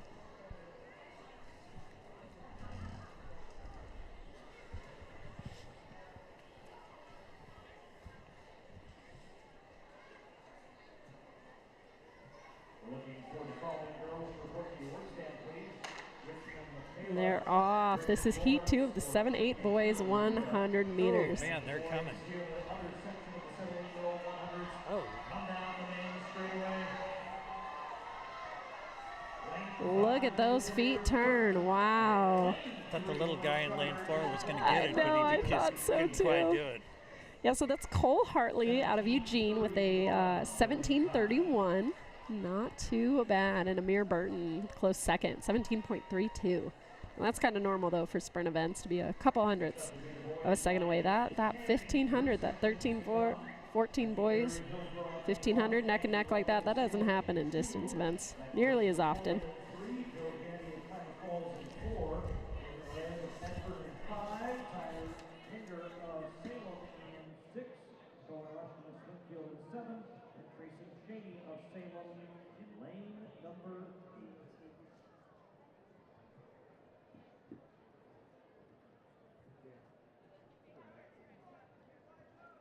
We'll slip in an award ceremony here as we get ready for those 9 and 10-year-old boys at 100 meters, the girls 13 and 14-year-olds at 100 meters. Next on the track, we have our 9-10 boys, and it looks like we've got a couple guys coming out of field events, not quite put their shoes on, so hopefully they'll give him a couple seconds there in lane 3 to lace him up. Who knows, though, maybe he'll run faster. It could happen. So we've got Mackay Perry in lane 1, Andrew Lovely in lane 2, Michael Richmond in lane 3, Joe Janey in lane 4, Kaiman Ragu in lane 5, Tyler, oh, I remember how to say this one. It's like Jinger, that's right, Tyler Jinger, okay, in lane 6, Cohen Rushton in lane 7, and Trayson Cheney in lane 8. Thank you to all of our parents who submitted how to say some of those names. It takes a little bit of studying. I mean, as a teacher, you do the best you can trying to remember how to say all these names, but it's always nice to get those little notes when you enter your child in the championship meet. There they go.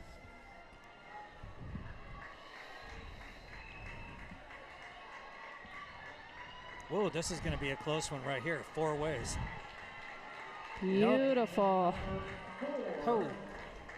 Lane 4, Joe Janey out of Klamath Falls. Seated with a 12.87. Runs a 14.88 today in this cold weather. Makes sense. So on a warmer day, it'd be fun to see what these guys can run.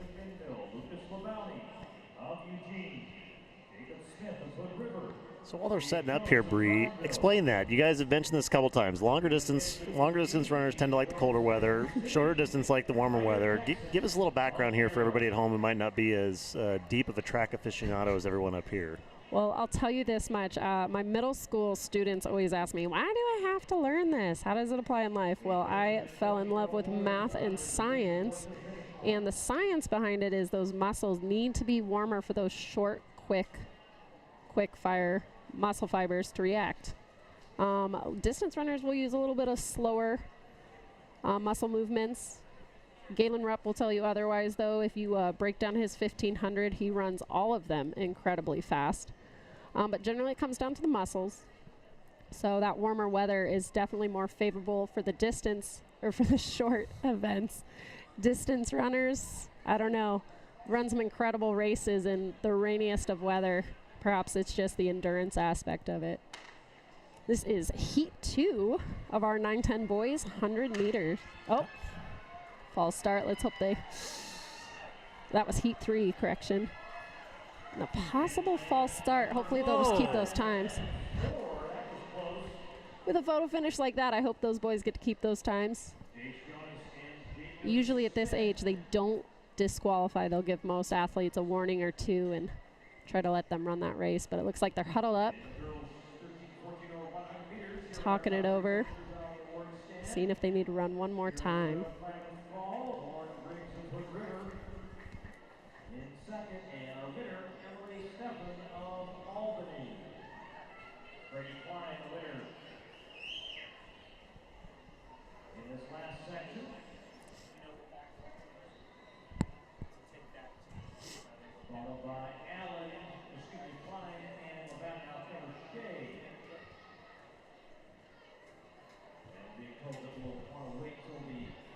So who do we have up next here? Should be boys 11-12 coming up. Okay. I think those look like 9-10-year-olds. Maybe I was Could right the be. first time. That might have been heat 2 that they had a false start, and this might be heat 3. You distracted me with that science question. I got all excited. Yeah, I want to say this is heat 3. So we'd be looking at lane 1, Chevelle Williams Jr. There you go. Lane 2, Riley Brown. Lane 3, Jasper Zapp. Yeah, you're right. Yep. Look at that timing. I love technology. I don't even have to tell you guys, but lane 4, Jasper Zapp. Or lane 3, Jasper Zapp. Lane 4, Chandler Wyatt. Lane 5, Oric Evans. Lane 6, Jason Hull. And lane 7, Alexander Parmenter.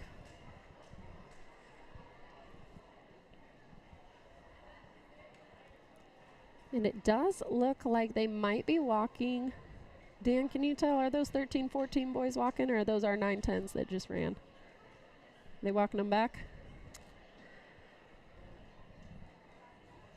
It looks like that possibly may be the case. Yeah.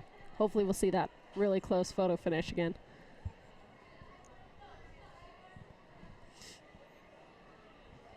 Well, now that they're warm in the cold weather, what does that do with there the you science go. there, Bree? So they may run faster Exactly. this time.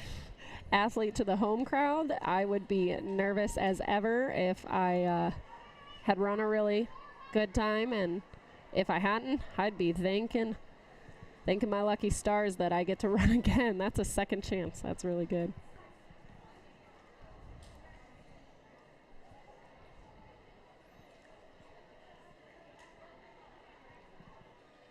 Starting check-in for the 400s, girls 7 and 8, please report to the finish line. So what do we have up after the 100s? 400. The 400, okay. Yes, our final running event of the day will be the 400. And again, I think you'll see a lot of some of the distance kids, because you might see a couple sprinters, but with a sprinter, the 400 is either just right or too long. For me, 1500 was great, 800 was okay, that 400, oh, coach, don't put me in the 400 again. My last high school one, I lost by 50. And here we are, this is Heat 3, 9-10 boys. Oh. Wow. The kid in lane 1 is really going for it. Rocket in red. Lane 1, ladies and gentlemen. That is Chevelle Williams Jr. out of Pasco, Washington, U of O. You might want to start talking to this young one because he might become a Husky. Looks like he's happy with the race. Yeah. And will be referred to as a bit of deja vu here at Hayward. That's our announcer was calling brilliant. deja vu. Yes. So, ladies and gentlemen, what you are seeing down there is our second heat rerun. Boys, 9-10. Lane 1, Brady Klein. Lane 2, Keller Shea. Lane 3, Lucas LaBounty. Making sure we're not missing anything. Lane 4, Jacob Smith. Here they go. Lane 5, Jace Jonas. Lane 6, Liam Ish. Lane 7, Dean Jobs. And lane 8, Ryder Jackson. Oh. Look at that. Pretty close still.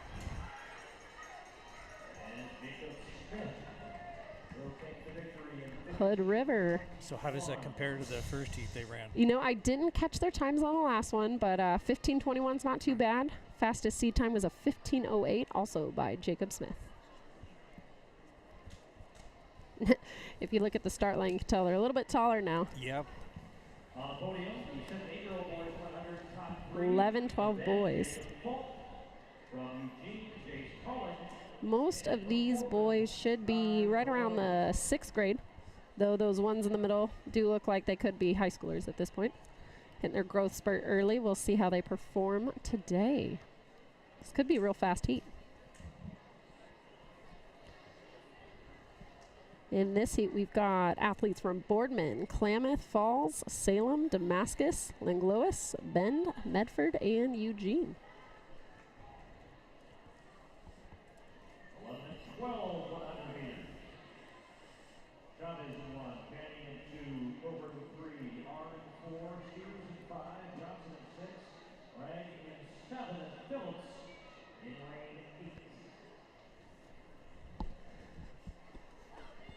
Get the boys 9 and 10-year-old turbo jabs to report to the second javelin location, which is where the pole vault is normally contested on the east side. Thank you.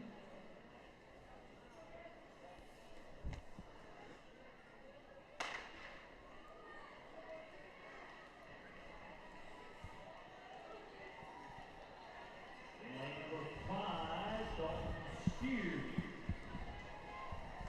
Nice. Steers, Covert, and Arn. That is Dalton Steers, lane 5. And he's going to improve on his time down from a 13.69 to a 13.18. Scott Nicholson in 4, Trevor Simple in 5, Tyler McCleary in 6, Jackson Stapleton in 7, and Alexis Armenta. Pretty cool here at the championship meet. You'll see a couple helpers walking down with laundry baskets. For those of you at home who don't know what those are, That is the luxury of being at a championship meet. Sometimes they will let you put your clothes in there and they will have somebody walk your gear down. And that's a false start or a little excitement there at the line. So get ready here for section 2.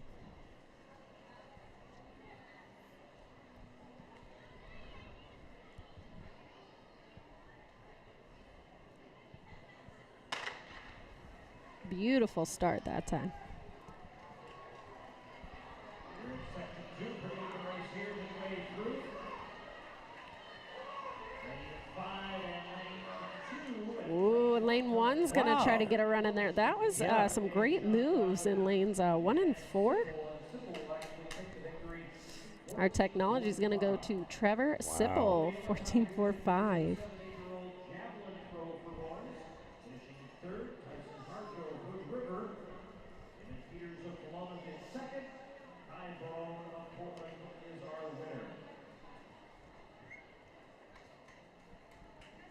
All right, section 3, the final heat of the boys 11-12 100-meter dash. Lane 1, Gus Blank. Lane 2, Keenan Humphreys. Lane 3, Morgan Amano. Lane 4, Joshua Kim. Lane 5, Jalen Moore. Lane 6, Kobe Clement. Lane 7, Matt Iverson. And lane 8, Wyatt Kleckler.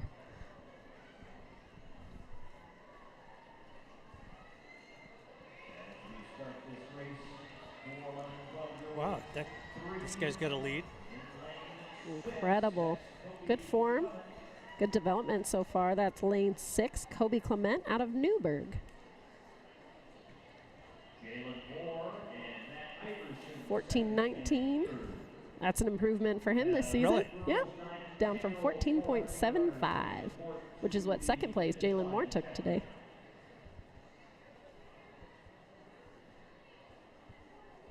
Two sections of the boys, 13-1400 now. Eric Hawker, Bedford, Bradley Van. How many heats in the 13-14? Just 2. Looks like 7 in the first and 6 in the second. In 4, Tyson Mannings of Etna, California in 5, Jeremiah Schwartz of Redmond in 6, and Sam Hay of Rogue River in 7. These 13, 14-year-olds are generally 7th or 8th graders right now.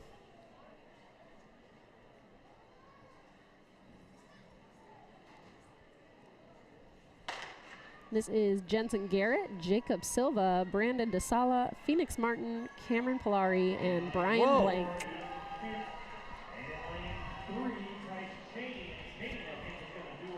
The Jacob Silva, Hillsborough. Let's see if that's correct. Oh. Oh, I'm reading the wrong one. I apologize. That's Tice Cheney. Out of Salem. I'm trying to remember what high school he runs for.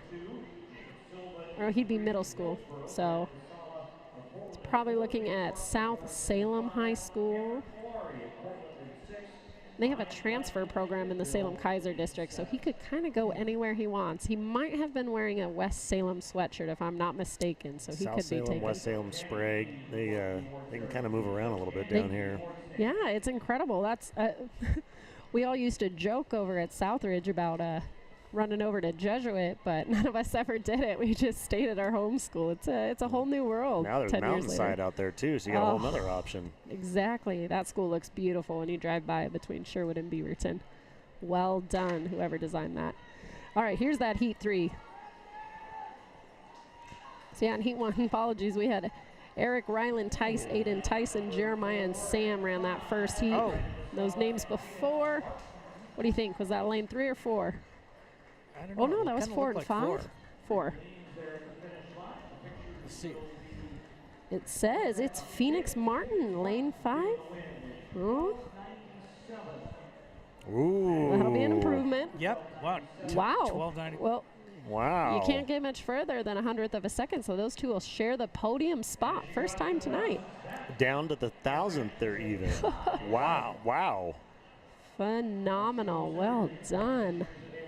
There's some pretty cool technology with that. It's not just hand timing. You'll see that hand timing in a lot of middle schools, but there are cameras set up at that finish, and they draw a line to each athlete's body position, and it shows that. So getting that 1,000th of a second Those are two incredible runners right there.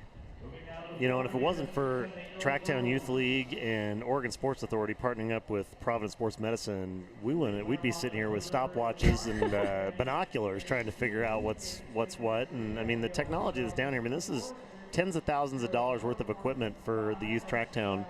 And we just want to send a huge thank you out to all the sponsors, including University of Oregon and all the folks here at Hayward Field. They've been such gracious hosts. Busy day. I mean, talk about both ends of the spectrum. We had the NCAA championships here beforehand all day long, and while they were packing up and moving out and we were unpacking and moving in, you know, we're going all the way down to the other end of the spectrum where it's starting out with 7/8. And the benefit of all this timing and all this really cool technology, and all it's really here for is the kids. And that's Absolutely. just if it wasn't for Oregon Sports Authority and TrackTown Youth League, I don't know how they could even do this. I mean, Yeah. how many of these races have been coming down to a tenth of a second, 100th of a second? That one, you know, tied to the thousandth of a second. I mean, it's just absolutely fantastic and phenomenal. Just want to say thank you so much to all the sponsors down here putting this together. Providence Sports Medicine, TrackTown USA, and Oregon Sports Authority. Thank you all so much. Yeah, it's a joy to get to broadcast here. Thank you, guys. And, you know, U of O's been doing it since Wednesday. They had the decathlon and the heptathlon, so it's been a busy, busy week here at Hayward Field. So it looks like we have the 400 about ready to start here. Yeah, absolutely. So in Heat 1, Lane 1, you've got Lily Claremont. Lane 2, Allie Janey. Lane 3, Kanan Smith. Lane 4, Abigail Sondog. Lane 5, Sarah Furwarn. Lane 6, Addison Skiles. Lane 7, Alyssa Hancock. And Lane 8, Liv Carr. All representing their hometowns: Hood River, Klamath Falls, Salem, Richland, Portland, Gresham, Sherwood, and Bend.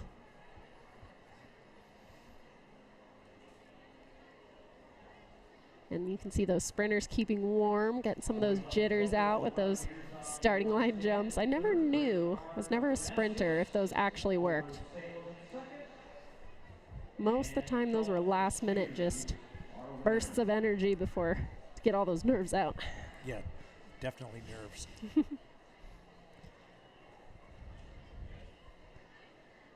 We want to thank all of our volunteers out here too. You can see some of them helping the girls right now just stay warm and stay focused in their lanes. We definitely couldn't run this meet at all without you guys.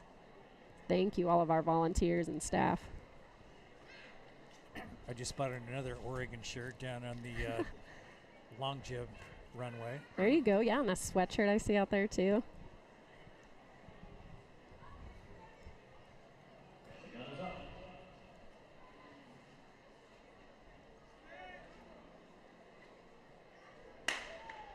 And we're off Heat 1 of 3.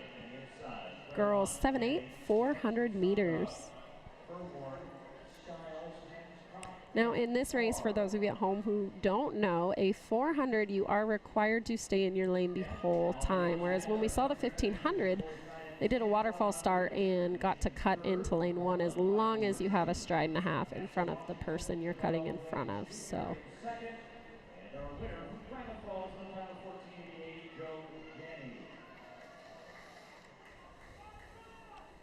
Oh, and if you look on the feedback there, you guys can see it is starting to come down out there. So while we've had some dry weather for a while, you can see the rain. Looks like just a sprinkle here in Oregon. As Californians might say it's raining, I'd say it's just sprinkling right now.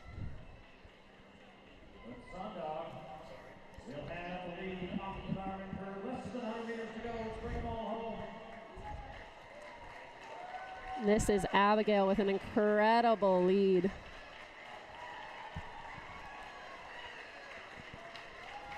Her seed time was a 1:20, and she is going to destroy it. 1:14. Keep in mind the longer distance, it's easier to set that PR, but the shorter distance is a PR of 6 seconds. That's incredible in a 400. Yeah, so our leaders 1:14, 1:19, 1:20, and we have our crowd cheering on our final runner in lane 8. That is a tough lane to run in. Miss Liv Carr out of Bend, 1:38. So was that Abigail's qualifying time that she PR'd over? Mm-hmm, okay. exactly. I could search athletic.net. I'm quite comfortable with that from being a coach, but I don't believe we have the internet nearby for that. We can look, though, and we'll try to give you guys as much feedback from last year's times for any of our returners. But most of our 7-8-year-olds are first-time participants. So this is their first experience, so hopefully that crowd will be nice and loud here for Heat 2. And plus, what an experience to be able to run a Hayward Field when you're 7 years old. Yes, with that crowd, I mean, again, this is thousands of parents cheering, not just your parents anymore. They look so cute. They're so small. This is the last event here before the big remodel as well, so for these guys. So next time they're here next year is either 7-8s or 9-10s or 11-12s. It's gonna look different. Yep. Not sure how yet, but it's gonna be different. Yeah, they've had some pictures with some incredible gold arches. Those are looking nice. Kind of hoping they keep Bowerman. Keep that Bowerman building. As a coach, hid in the shade of that building for quite a few years. Those 70-degree days. Here they come. 200 meters left in this 400-meter race. So you've got Blakely Leslie, it looks like, possibly leading from our feedback.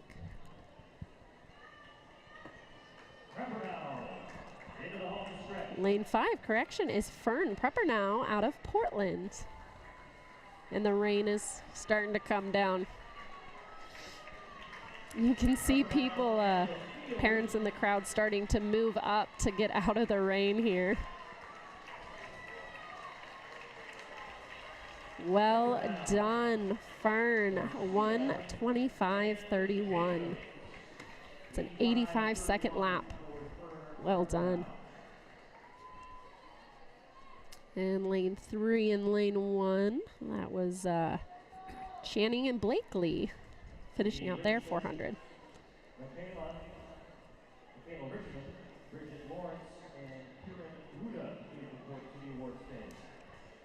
This is our third and final heat of our girls 7-8 400.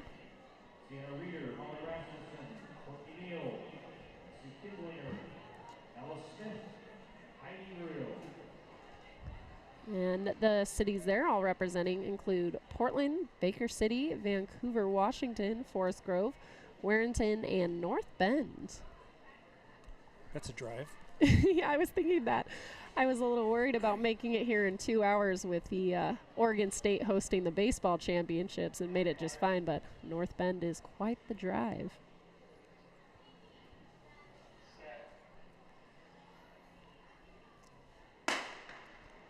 Now, thinking about that, each athlete, no matter their age, will tell you this much. They could not be where they are in their athletic careers without their families. Those families and parents that, like those here tonight, are sitting in the rain to watch hopefully 4 events, but maybe only 1.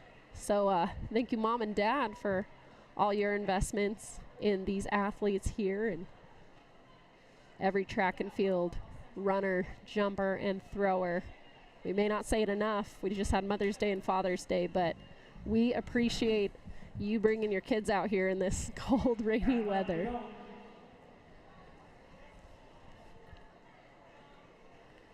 Yeah, I noticed a lot of coats have come on in the last 15 minutes.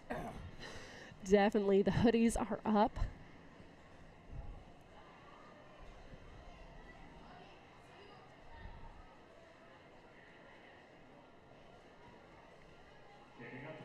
Oh, I see a couple ponchos down there by the finish line. Here they come.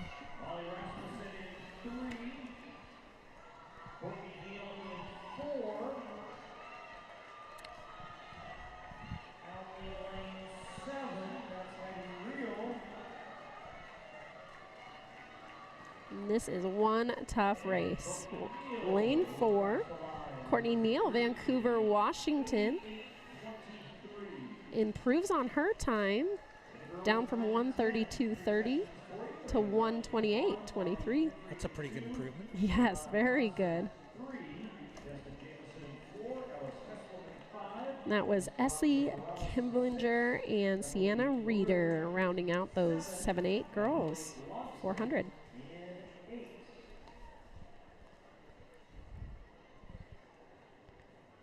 Next up should be our 9. Oh.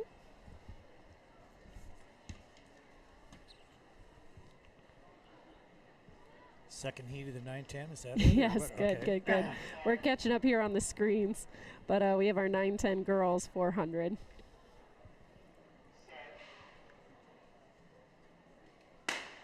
Boom. There it goes. All those butterflies they were harboring at the line are gone. Each girl just puts all of her heart into this 400-meter race. Got Ada Millette in lane 1. Marley Petrie, lane 2. Liliana Coates in lane 3. Desta Jamison, lane 4. Ellis Heslem in lane 5. Esperanza Morales, lane 6. Evely Booyer in lane 7. Lily Logsden, lane 8.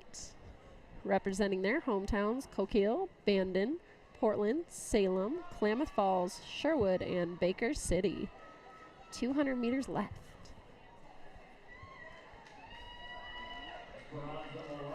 Predicting maybe 120, 122 as we go up in age group. Ooh, no, you know what? They could be even faster. Fastest seed time is a 1:12:20.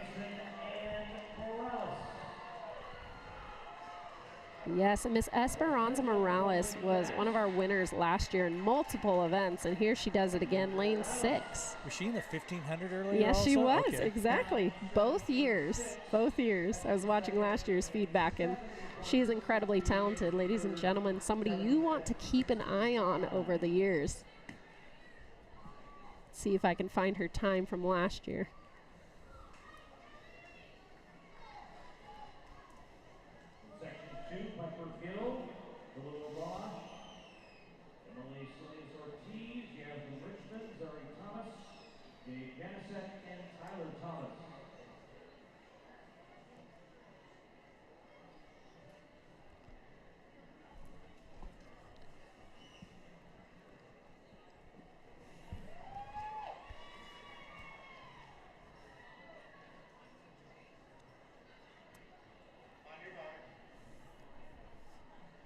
It's definitely cooling down. It is. You can feel it up here for sure. Yeah. Hopefully our athletes are staying warm out there as we head into heat 2. Starting to lose some daylight too.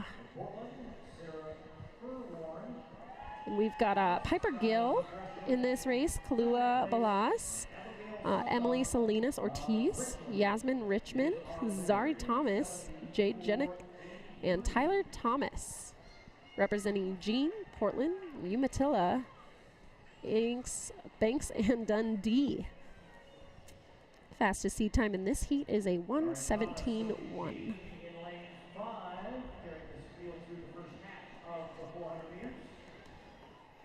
And yeah, we weren't able to find Esperanza Morales in the 400 last year, but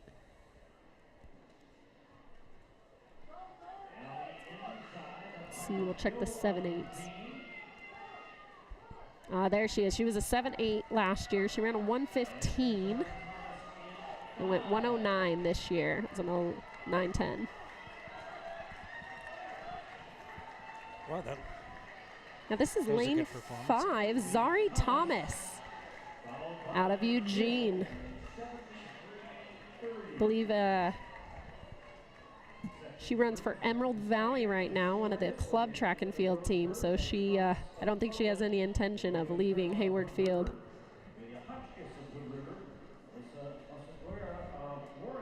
Some great acts of sportsmanship down there at the finish as the girls shake hands, pat backs. That's some good coaching and parenting right there, and you see athletes do that.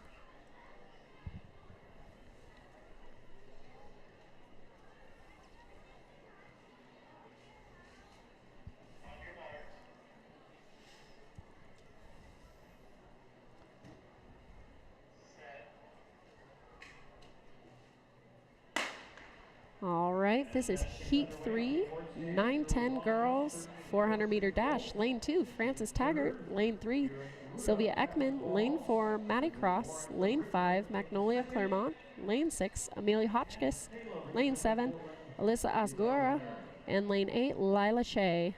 Representing Astoria, Roseburg, Portland, Hood River, Warrenton. Warrenton. Yeah. That's I close, caught you Bree. twice. That I was caught you close, twice Bree. on the Oh, Warrenton. man. She got Coke Hill right last time. Yeah, though. yeah. I think I spent too much time in Idaho. I didn't learn my geography in Oregon well enough. Sorry to my teachers out there. Some small towns I got to learn here. We'll have them ready for next year. Maybe you guys can get me a list of pronunciations of small towns. Do we Deal. have? Yes. Wonderful. We'll That have also it means perfected. we're effectively signing you for next year already. I So love it. just in case Meyer is listening with Oregon Sports Authority, Bree is on the hook. This girl's got quite a lead. Yeah, so out in lane 3, that is Sylvia Ekman out of Roseburg. And boy, that poor thing must be freezing. Tank man. top. Thank goodness for our volunteers with the baskets of gear. She'll be the first one to get her warm-ups back on. Beautiful. She ran a 1:19.92. Improving her time. Wow, guys. 1:27 got her here, and she just completed that in 1:19 in the rain.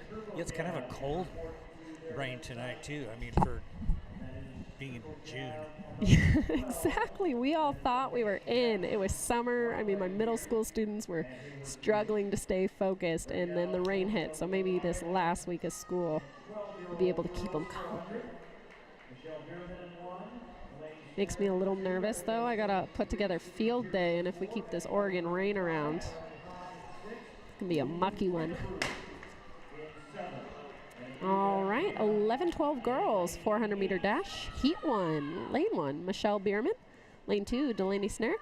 Lane 3, Abigail Smith. Lane 4, Sydney Pierce. Lane 5, Maddie Weatherford. Lane 6, Riley Ha. Lane 7, Lulu Kennebrew. And lane 8, Amelia Venna. Representing Eugene, McMinnville, Etna, California, Baker City, Damascus, Lake Oswego, and Portland. Best seed time, Baker City, 1:07. Now, I definitely don't want to race against these girls on the 400. You'll see me, 100 meters back. But hey, I got my first marathon coming up this September, so we'll see how these 400-meter girls feel about a marathon, and I'll race theirs. They can race mine. Oh, that's quite a finish. That is.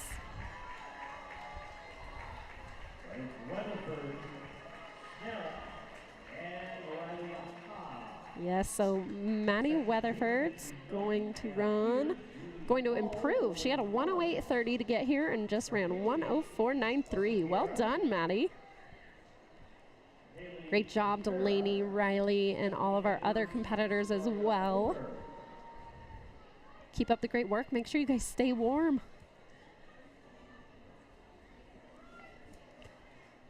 Heat 2 is up next. Lane 1, Mackenzie Milton. Lane 2, Anna Peters. Lane 3, I was going to say, I better pause for that one. Anna Peters is in multiple events. Lane 3, Julie Hull. Lane 4, Lily Mullins. Lane 5, Saheli Oseguera. Apologize, parents. I'm pretty sure you won't see Anna in the Turbo Jeff. You never know. Yeah, you don't. Lane 6, Hallie Sakaria. Lane 7, Stephanie Edwards. And lane 8, Sonoya Bouyer.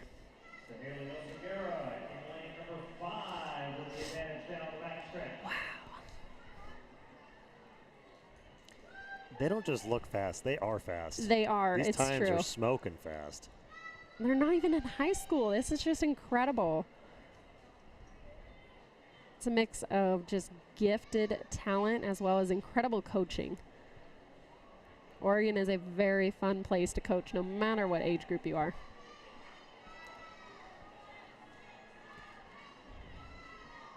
If I'm not mistaken, I think I saw one of our Oregon coaches walk in the building as well. Doing a little scoping. Look at them now. Yep. Here we go. I saw some Washington, California athletes. You don't want to lose them. You want them here in this program. Wow, that's a big lead. She has great mechanics. Incredible. And that is out of Bend, another city of great runners. A lot of high elevation training, makes for great 1,500 and 400 runners. So she's going to improve on her time, down from 1:11.7 to 1:06.92.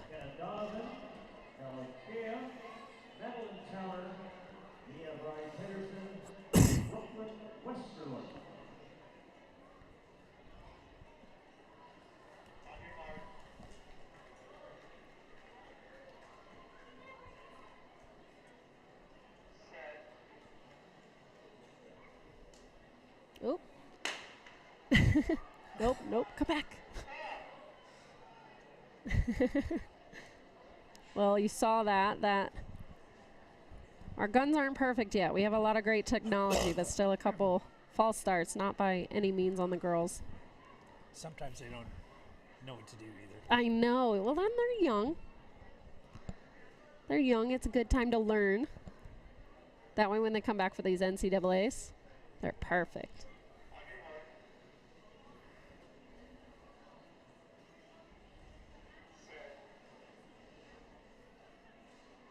Uh-oh.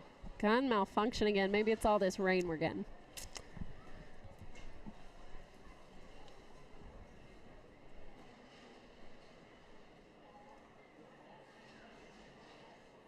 Speaking of NCAAs, did you see that women's finish?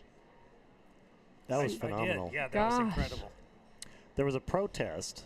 I saw that. I walked in right when that happened. Heard the uproar. Yeah, what was their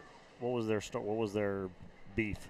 I was hoping you guys caught it. It must have been a handoff in the 4x4. Yeah, there looked like there might have been a lane crossing during the handoff, possibly that somebody was contesting, but it was kind of hard. We were down on the far end setting up gear, so it was kind of hard to see. But they were definitely vehement in their defense of their protest. That was for sure. We were right down by the protest tent.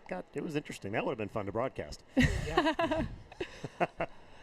Yes. You know, they did a Netflix documentary on one of the college golf teams. I think we need one for track and field. I think that's a fantastic idea. Oregon, we already have the Men of Oregon book. Let's turn it into a video. I know one of the Oregon athletes did make her own video. I believe it's Alexi Pappas. Might be saying her name wrong, but that looks like a good video. There it is, and we're off. Third time's the charm. Yeah, there's actually a documentary on Coach Bill Dillinger in the works. And they showed the trailer recently, and that's going to be coming out maybe sometime this summer. That'll be exciting. Ugh.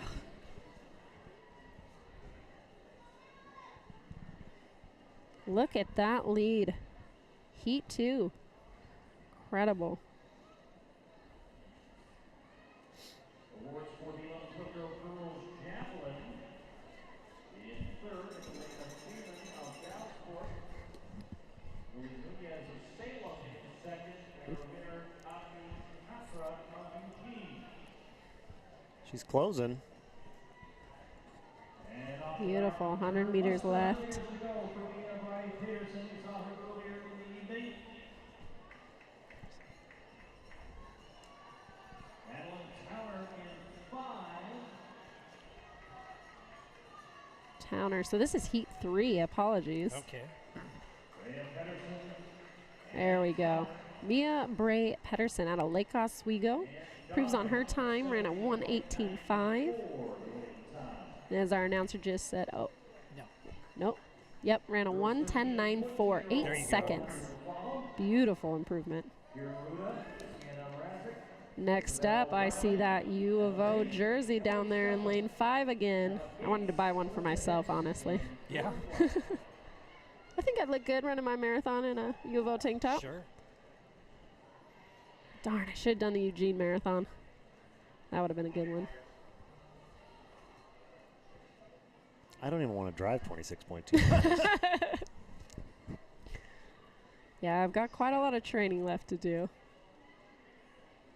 Got a lot of familiar names in this. We got Emma Baith and Emma Gates. We have lane 1, Kieran Ruda. Lane 2, Sienna Mrazik. Lane 3, Isabella Drelling. Lane 4, Emma Baith. Lane 5, Emily Steffen. Lane 6, Emma Gates. Lane 7, Alyssa Hicks. And lane 8, Jordan White. Representing Klamath Falls, Portland, Eugene, Baker City, Albany, Turner, Bend, and Halem. These packs are going to be a little bit closer, a few more experienced 400 runners. I saw a lot of Oregon track and field club jerseys, not just the U of O one.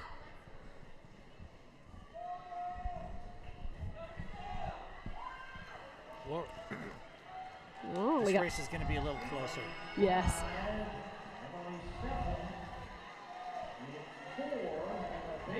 3, 4, and 5. That's Isabella, Emma, and Emily. Lane 4, Faith. Yeah.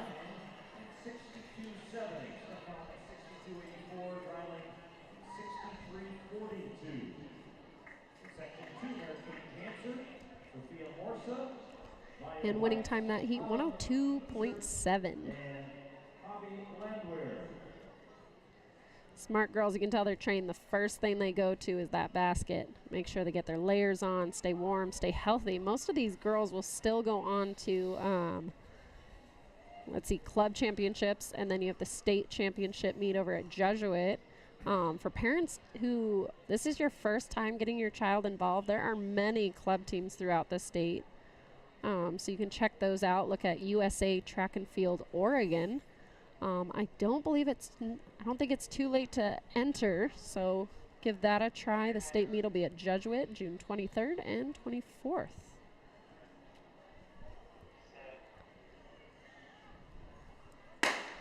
And this is Heat 2, Lane 2, Mary-Kate Janser. Lane 3, Sophia Morsa. Lane 4, Maja White. Lane 5, Autumn Schesmisser. Lane 6, Javi Landwehr. Representing Medford, Grants Pass, Beaverton, Central Point, and Newburgh. We'll see Mary Kate in August. Yes, is that going to be a camper, youth runner? Love it. Tell us about that camp. I love working it, but I just help out. So it's a youth runner elite cross country camp. So if your child is well skilled in the 100, 415, any of that, and they're interested in checking out some elite stuff, Youth Runner Magazine puts on some incredible camps throughout the year.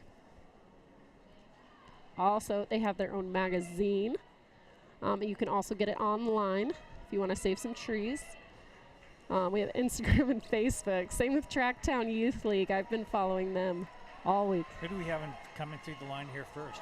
That is lane 4, Maja White. Ooh. She is out of Beaverton, running for Bowerman Track Club as well. 106.74. That'll be in 1 second improvement, just shy of that. Mary Kate, we were talking about, 110.74. And that's just around the same seed time she came in at. So great job, Mary Kate. Was Great she job, in the all of our girls. 1500 also?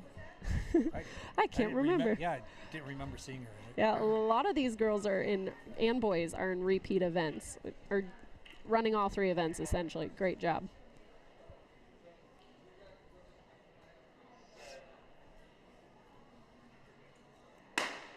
Doubling an event is hard, but running in 4 events, incredible.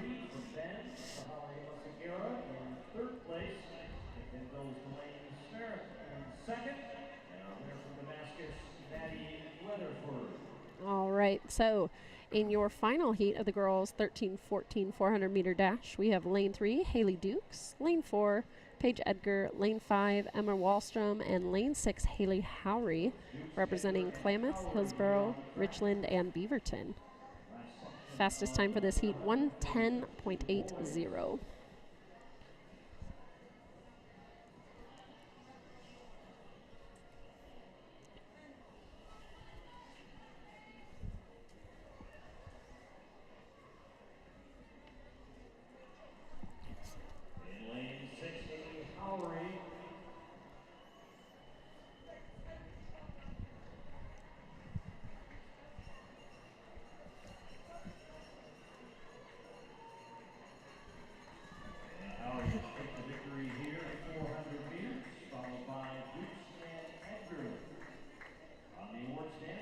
was that just came through? What lane was that? Oh, Haley Howry, Haley, 110.54, and that is an improvement. Oh, no, 14 hundredths of a second slower, but still impeccable timing. Yeah, with the temperature and the rain. Yes, right, in the wind. Boys 7-8-year-olds, 400 meters.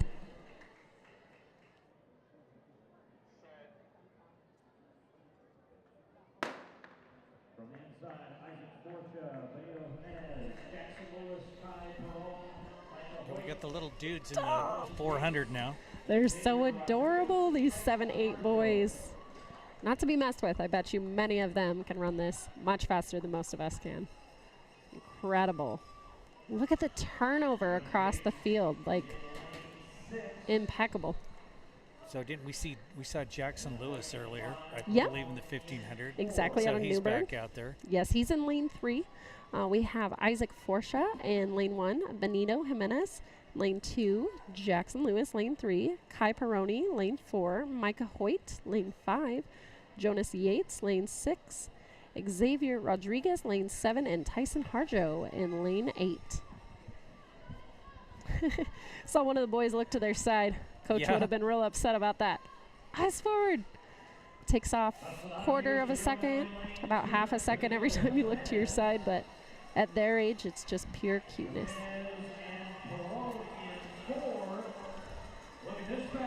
Whoa! Here it goes. It's lane 2 versus lane 4. And look, lane 4 There getting it the is. job done. Kai Perone. Well done out of Portland. Look at these next boys doing a little cold dance, Yep. shaking their sillies out. Lane 4 over there in the orange. Cute. You know what I haven't seen yet? They have this dance called flossing. My middle schoolers love it. I like these new dance moves, though. Shake your sillies out. A couple lunges down there, getting ready to go. Whatever it takes to stay warm. Yes, indeed.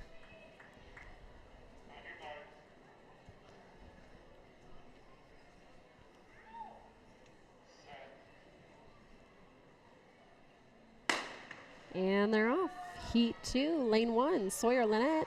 Lane 1, Sawyer Lynette. Lane 2, Cassis Ragu. Lane 3, Liam Jobs. Lane 4, Conrad Johnson. Lane 5, Tyler Atwood.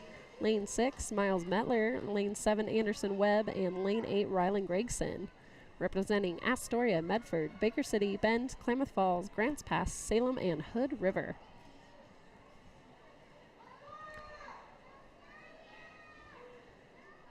Lane 1 has an incredible turnover right now, and that's a tough lane to be in a 400. You start all the way back, so to speak, but it is the truest 400 time, though all of them are measured out so that they can be accurate 400s. Mentally taxing. Easy to run in, though.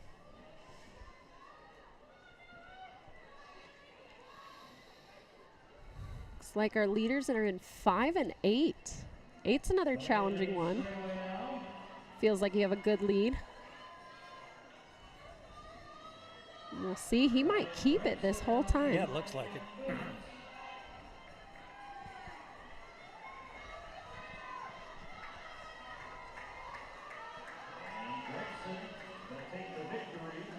And he does. Ladies and gentlemen, that's Rylan Gregson out of Hood River. Came in with a time of 1:2:85, improves with 1:22:72.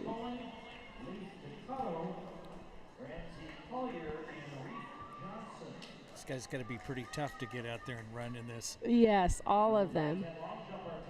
Incredible. There's a kid doing jumping jacks. Yeah. Staying warm. Getting his cardio. That'll be a good way to start. Oh, he's got another kid. We're all doing jumping jacks, running in place. Look at these. So, Bree, you were mentioning the different lanes and the different challenges faced by each one. And considering these are the boys 7-8 and a younger younger viewership audience and maybe parents new to track, maybe if you get a chance here while we're going, can you explain some of the better stations and the tougher spots for folks that might not be as knowledgeable or as experienced as the two of you guys? For sure. So in most track and field races, your fastest seeded times, the fastest times entered prior to the meet, will be put in 4 and 5. The next fastest two will be put in 3 and 6. And the next two, 2 and 7. And technically your slowest generally are 1 and 8. But in that last race, you saw lane 8 ran the fastest in his heat. So that shows a little bit. Either lane 8 felt really good because it was way out in front, and at that age he doesn't know that they all run the same distance. So a lot of times in 8 you had to tell yourself, I'm ahead, I'm ahead, I'm ahead. In lane 1 you had to say, dang, I'm behind. So it can be a mental game, but at their age, you know what?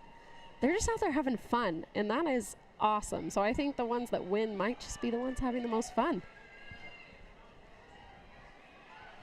And here we go, this heat 3. We had Damon Steers, Drayson Latham, Jaden Martinez, Griffin Thomas, Chase Colling, Leif Dakota, Ramsey Collier, and Reef Johnson.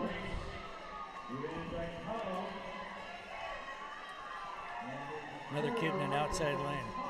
It is lane 7, Ramsey Collier out of North Bend, that long drive we were talking about.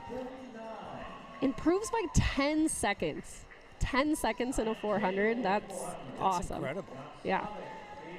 He went from running a 132 or 92 seconds to 122. That's great improvement. Great job, Ramsey. And to all of our young athletes that improved or are cutting out the rain that is officially here. Might have jinxed us. It's no longer a sprinkle, ladies and gentlemen. This is pure rain.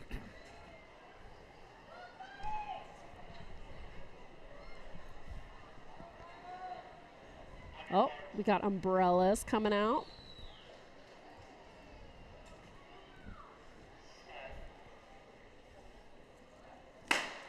And they're off. This is your 9-10 boys 400-meter dash. Lane 1, John Slavic. Lane 2, Gage Martinez. Lane 3, Brady Klein. Lane 4, Tyler Jinger. Lane 5, Jacob Smith. Lane 6, Chandler Wyatt. Lane 7, Jason Hull. Lane 8, Kyman Ragu out of Hillsborough, Myrtle Point, Tualatin, Salem, Hood River, Coos Bay, Maupin, and Medford. Half left to go here on the track. In section 1, Jacob Smith of Hood River is in 5.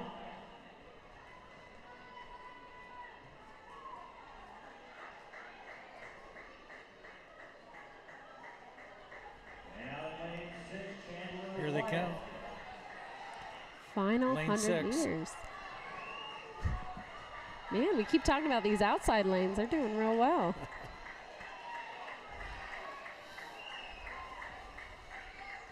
And yep, that's going to go to lane 6. That's Chandler Wyatt out of Coos Bay, Prefontaine's hometown. Chandler Wyatt, winner in 68.05. That is also an improvement. He originally ran a 1:13.80 to get here. Great job running a 1:08, Chandler. In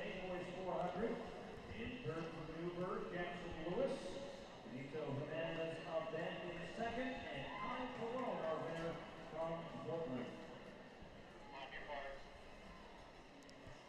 Heat 2. Section 2.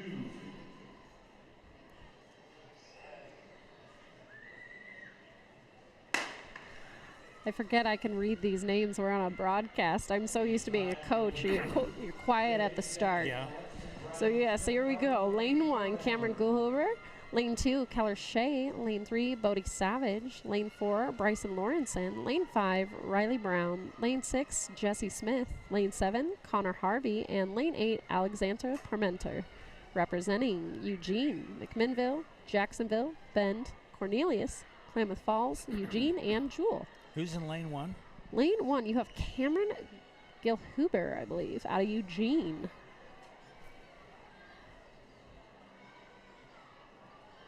Out of lane 7, Connor Harvey, and Cameron Gilhuber in 1.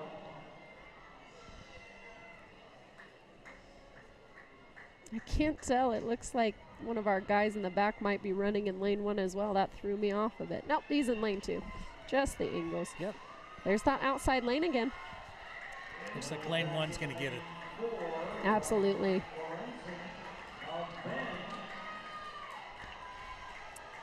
Representing U of O well, hometown hero right there out of Eugene. That's Cameron Gahuber. It's an improvement by about 5 seconds. Oh, Down to outstanding. 113, yeah, from 118.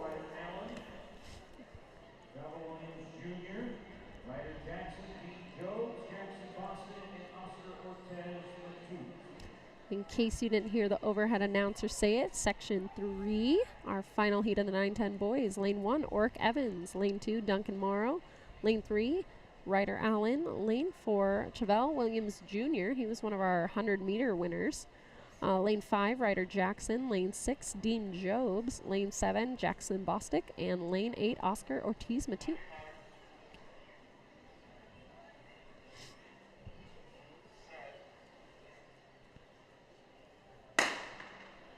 And as it rains and pours, these gentlemen are representing Astoria, Klamath Falls, Pasco, Washington, Gerhart, Baker City, Aloha, and Warrenton. Warrenton? Warrenton. Warrenton. Yeah, we're gonna, Warrenton. My teacher brain's we're gonna telling keep me to. after you. Hey, please do. My students correct me all the time. Helps me remember them.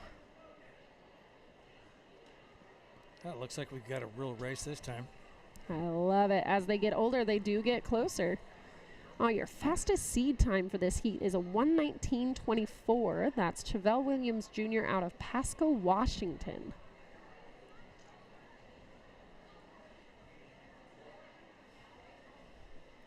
It's a long drive for this weather. Yeah, It is. Hopefully they're staying overnight. Did you say Pasco is a little in that eastern area, a little more dry? Not quite sure. That's Washington? Yeah, Yeah. Pasco, Washington, dry area. Yeah. All right. Klamath Falls as well. Running very well considering the environments they come from. Let's see. Beautiful form again. Wow. Look at that. 100 to 400. Well done. 4-second improvement. 4.03 second improvement for Chevelle Williams Jr. Chevelle.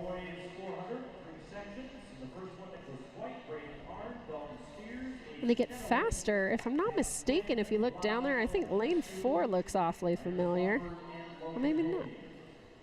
Looks like one of our former campers from a youth runner, but I think he's in high school now. So lane 1, Nicholas White. Lane 2, Braden Arn. Lane 3, Dalton Steers. Lane 4, Aiden Chenoweth. Lane 5, Finn Quinn. Lane 6, Vladston Nusk.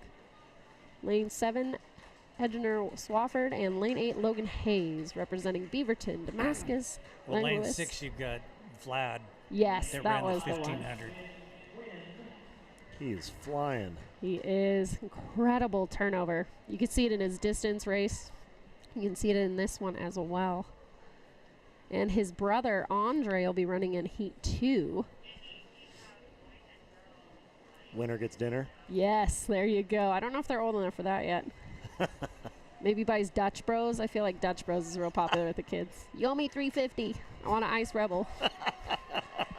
How about a bag of Takis So instead? who do we got coming in right So here? it is actually going to be lane 5, Finn Quinn out of Portland, seated with, wow guys, a 60-second one. He just broke that. Wow. Ran a 57. And that's Aiden Chenoweth that got second.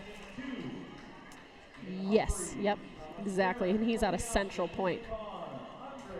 Both gentlemen improving by 2 or more seconds. Wow. Then Lanano is in here somewhere. Hope he's watching. Sub 60 400 for 11 and 12-year-olds. Wow, Yeah. that's incredible. That's amazing. That is amazing. Jeez. Yeah, that just happened, ladies and gentlemen. We're kind of in shock of up here. Yeah. In this weather, in the cold, which we made sure to clarify that science says is not good for sprinters, Yes. according to Bree. Yeah, I am. Maybe don't take my word for it. I think they're listening down there. Do we I have think they are. radio? I think this is they're. motivating. Yeah, Coach Bree, thank you. 9:40 at night, pouring down rain. You know what I think it is? It's historic Hayward Field. It is. Not only are you running here, but you're running under the lights. And there's Bowerman something energy. special. Yes. Bowerman in the building in spirit here. So we've got Heat 2. We have Vlad's brother, Andre, running in lane 5. Lane 1, we have Keenan Humphreys. Lane 2, Thomas Farron. Lane 3, Colby Austin. Lane 4, Henry Bond. Lane 6, Chris Janey. Lane 7, Owen Phillips. And lane 8, Evan McClellan. Representing West Richland, Coquille, There you go. hey, Clackamas, Eureka, California, Lake Oswego, Klamath Falls, and our hometown here today, Eugene, Oregon. Are we? I think you went 8 for 8 on that one. Yes. Hopefully nobody's keeping score. I think my mother might be listening to this broadcast, so Mom, you can come help me practice these. Do some flashcards for next year. Nice finish. Do you remember what Vlad ran? I wonder how he's going to compare to his brother. I have to pull some side-by-side results for that. Kind of coast in. Yeah. 106.02 for Andre. We'll have to check out the awards podium here for the 11-12 boys after this and see which brother makes the podium. With those 57s, though, I'm not sure that either are going to make it on there today. Yeah, I don't think so. You know, Aiden Chenoweth did have a seed time of 59.18, so he's already been running sub 60. So props to his coaches, his family, everybody who's helped him get there. That's incredible. All right, a few missing from this heat, but we've got Heat 3, Lane 1, Zayden Anderson. Lane 2, Nathan Peters. Lane 3, Otto Davies. Lane 4, Christian Johnson. Lane 5, Pedro Chavez. Lane 6, Kyler McCleary. And Lane 7, Cameron McCann.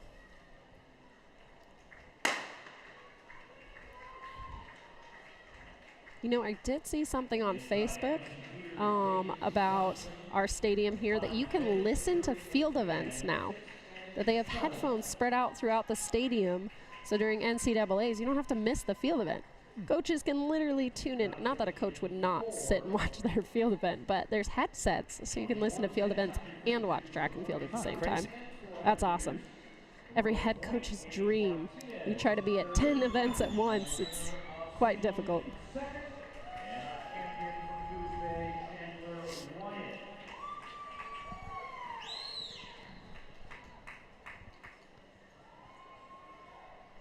Now this being our boys 400, 11-12, we only have a few events left, and you can see the stands slowly start to empty as families begin to head home.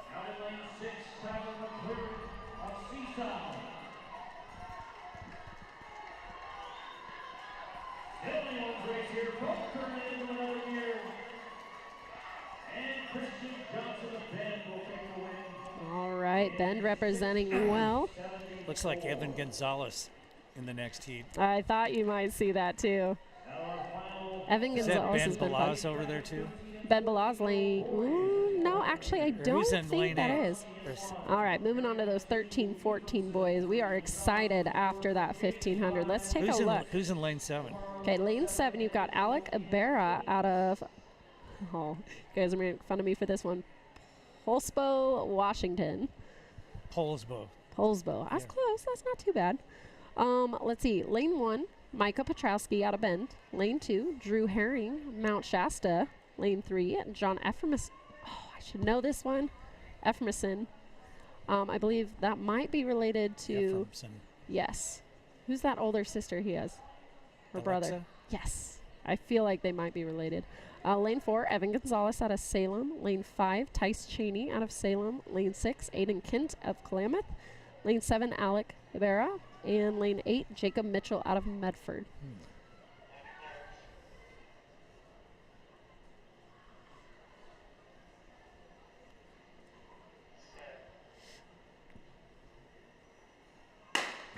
So Heat 1 does have our top 8 times, fastest 2 times in 4 and 5. Look at 4 and 5's starts. Both boys out of Salem. Whoa. And this will be fun for them too, because after this, They head on to high school if they are both 8th graders this year, and I believe they both are, and they will compete against each other. One for West, and I believe, you know where Evan wants to go? I feel like he might be a South Salem kid. We'll find out.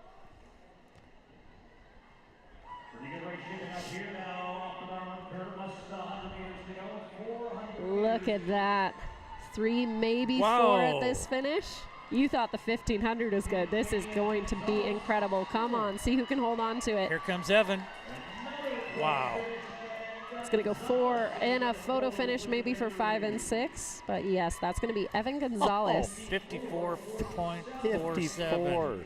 You think that's impressive. His seed time was a 52.72. Okay. You take this weather. The rain did stop for them. But you take the wind and the cold, warm it up a little bit. This kid could probably run 50. Wow. Wow. I bet you we see that in the next year. You take a look at the state meet next year. It'll be incredible. That's amazing.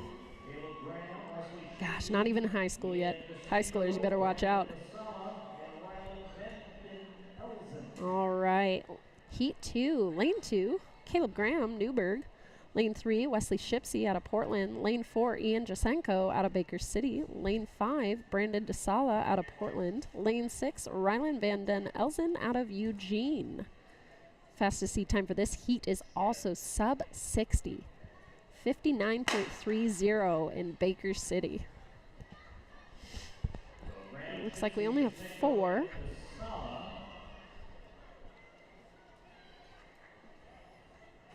So that'll be Caleb, Wesley, Ian, and Brandon running this heat.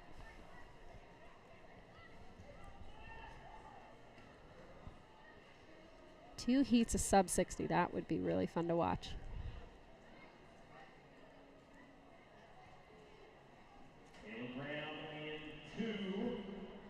Ooh, and if you saw that there, lane 2 had a really nice lean going into that 200. Might make for a good high jumper too. Maybe not though. I think you need to stay nice and tall in that high jump. He might do it though. Might have been just what he needed, that inch in the 400.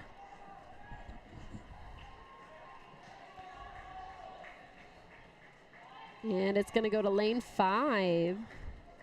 That's Brandon DeSala out of Portland, improving his time by 1 second.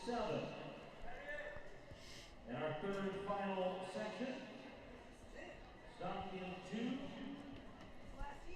Zero Kumar in 3, Martin in 4. Our final race on the track this evening. Lane 2, Zach Stocky. Lane 3, Adai Sycamora. Lane 4, Phoenix Martin. Lane 5, Nikhil Pramod. Lane 6, Cameron Polari, representing Eugene. Warrenton. Is that right? Yep. You got it. You got it. Good job, Portland by the Bree. end of the night, ladies and gentlemen. Closing We've out the got last it. Closing the books. Make myself some flashcards for 2019.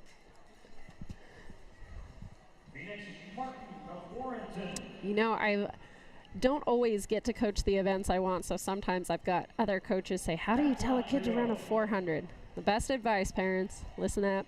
It's not perfect, but it generally gets the idea across. Get out in that first 100, catch your breath, stride out in that second 100, that third section you just see them coming out of now. Find your spot. And here in lane 4, I think he's in the spot he wants to give everything he has in that last 100-meter stretch.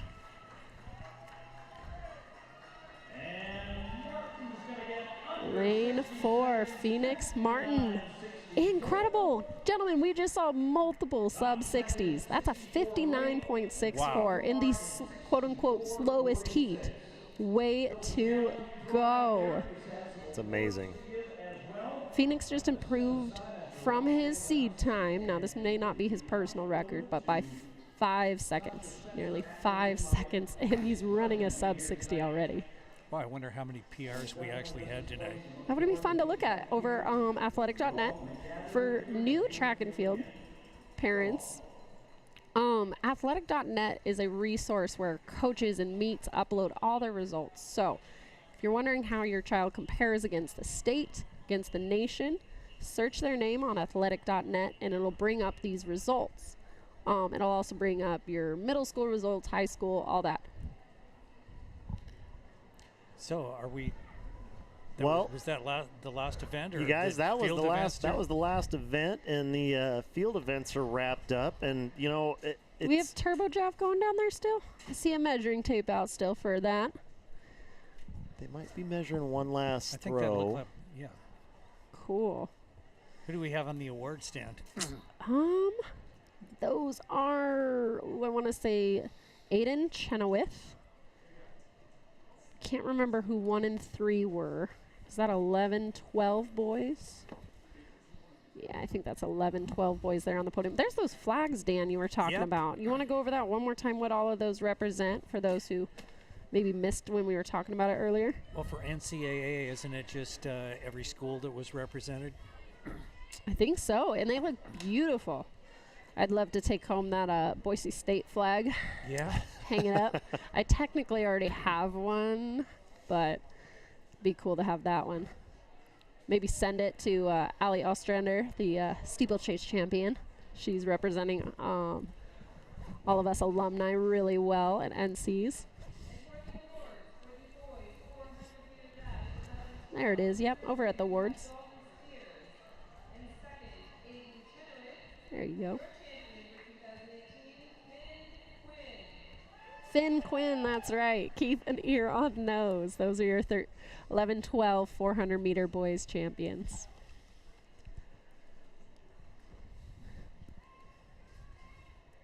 They're rocking those sunglasses. They don't need it right now, but pretty awesome gift. But they still look good. They They do. did.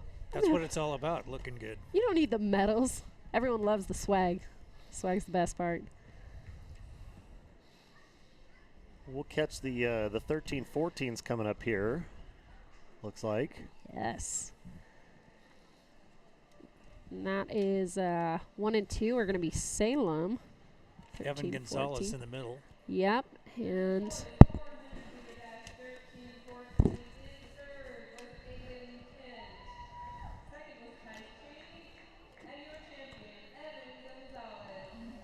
there we go. And do you see what Evan Gonzalez is wearing? He's not only got Steve Prefontaine hair, but he has a Pre-Lives shirt on. Awesome. Well done. I don't know how those boys do it, though. I can't stand running with my hair down. It's a Prefontaine thing. I don't think I could do it. It's style and swag, and you know they're a lot younger than we are. That's true. Well, you guys, this is it. This is the last event at historic Hayward Field, and on behalf of TrackTown USA and the Oregon Sports Authority, we want to congratulate all the athletes, over 550 of them today, who competed this evening. This was an absolutely amazing event that couldn't have been made possible without TrackTown, Oregon Sports Authority, and Providence Sports Medicine. Thank you to all the parents and family members watching from near and far. We had well over 2,500 viewers here tonight at any given time. So we'll see what the final metrics are, but you know, people tune in early, people tune in late, looking for different events, and then trying to catch up towards the end. So this was a pretty big one for TrackTown USA and the Oregon Sports Authority. But want to thank everybody for watching. Big thank you to all the meet volunteers. I mean, this wouldn't with the weather alone, this wouldn't have been possible without all the volunteer work down here. And TrackTown Youth League would also like to thank the presenting sponsor, Providence Sports Medicine, Bain Sports, Willamette Valley Track and Field, Oregon Sports Action, Oregon Roadrunners Club, the Clark Foundation, Comcast, Youth Runner Magazine, Yeah. the Enterprise Holding Foundation, and NBC Sports Northwest. And guys, this marks the conclusion of the final event at the original Hayward Field. We don't know what it's going to look like next year. We'll be back. I think we've got Bree already signed for next season. You can count me in. I'll put it in my calendar now. That's going to be fantastic, and hopefully we get Dan back. You guys were a great team today, and obviously your knowledge of all these kids runs deep. I mean, this was a lot of bodies to have to go through, and you guys crushed it today. So thank you both very much for coming out and freezing up here with us in the elements.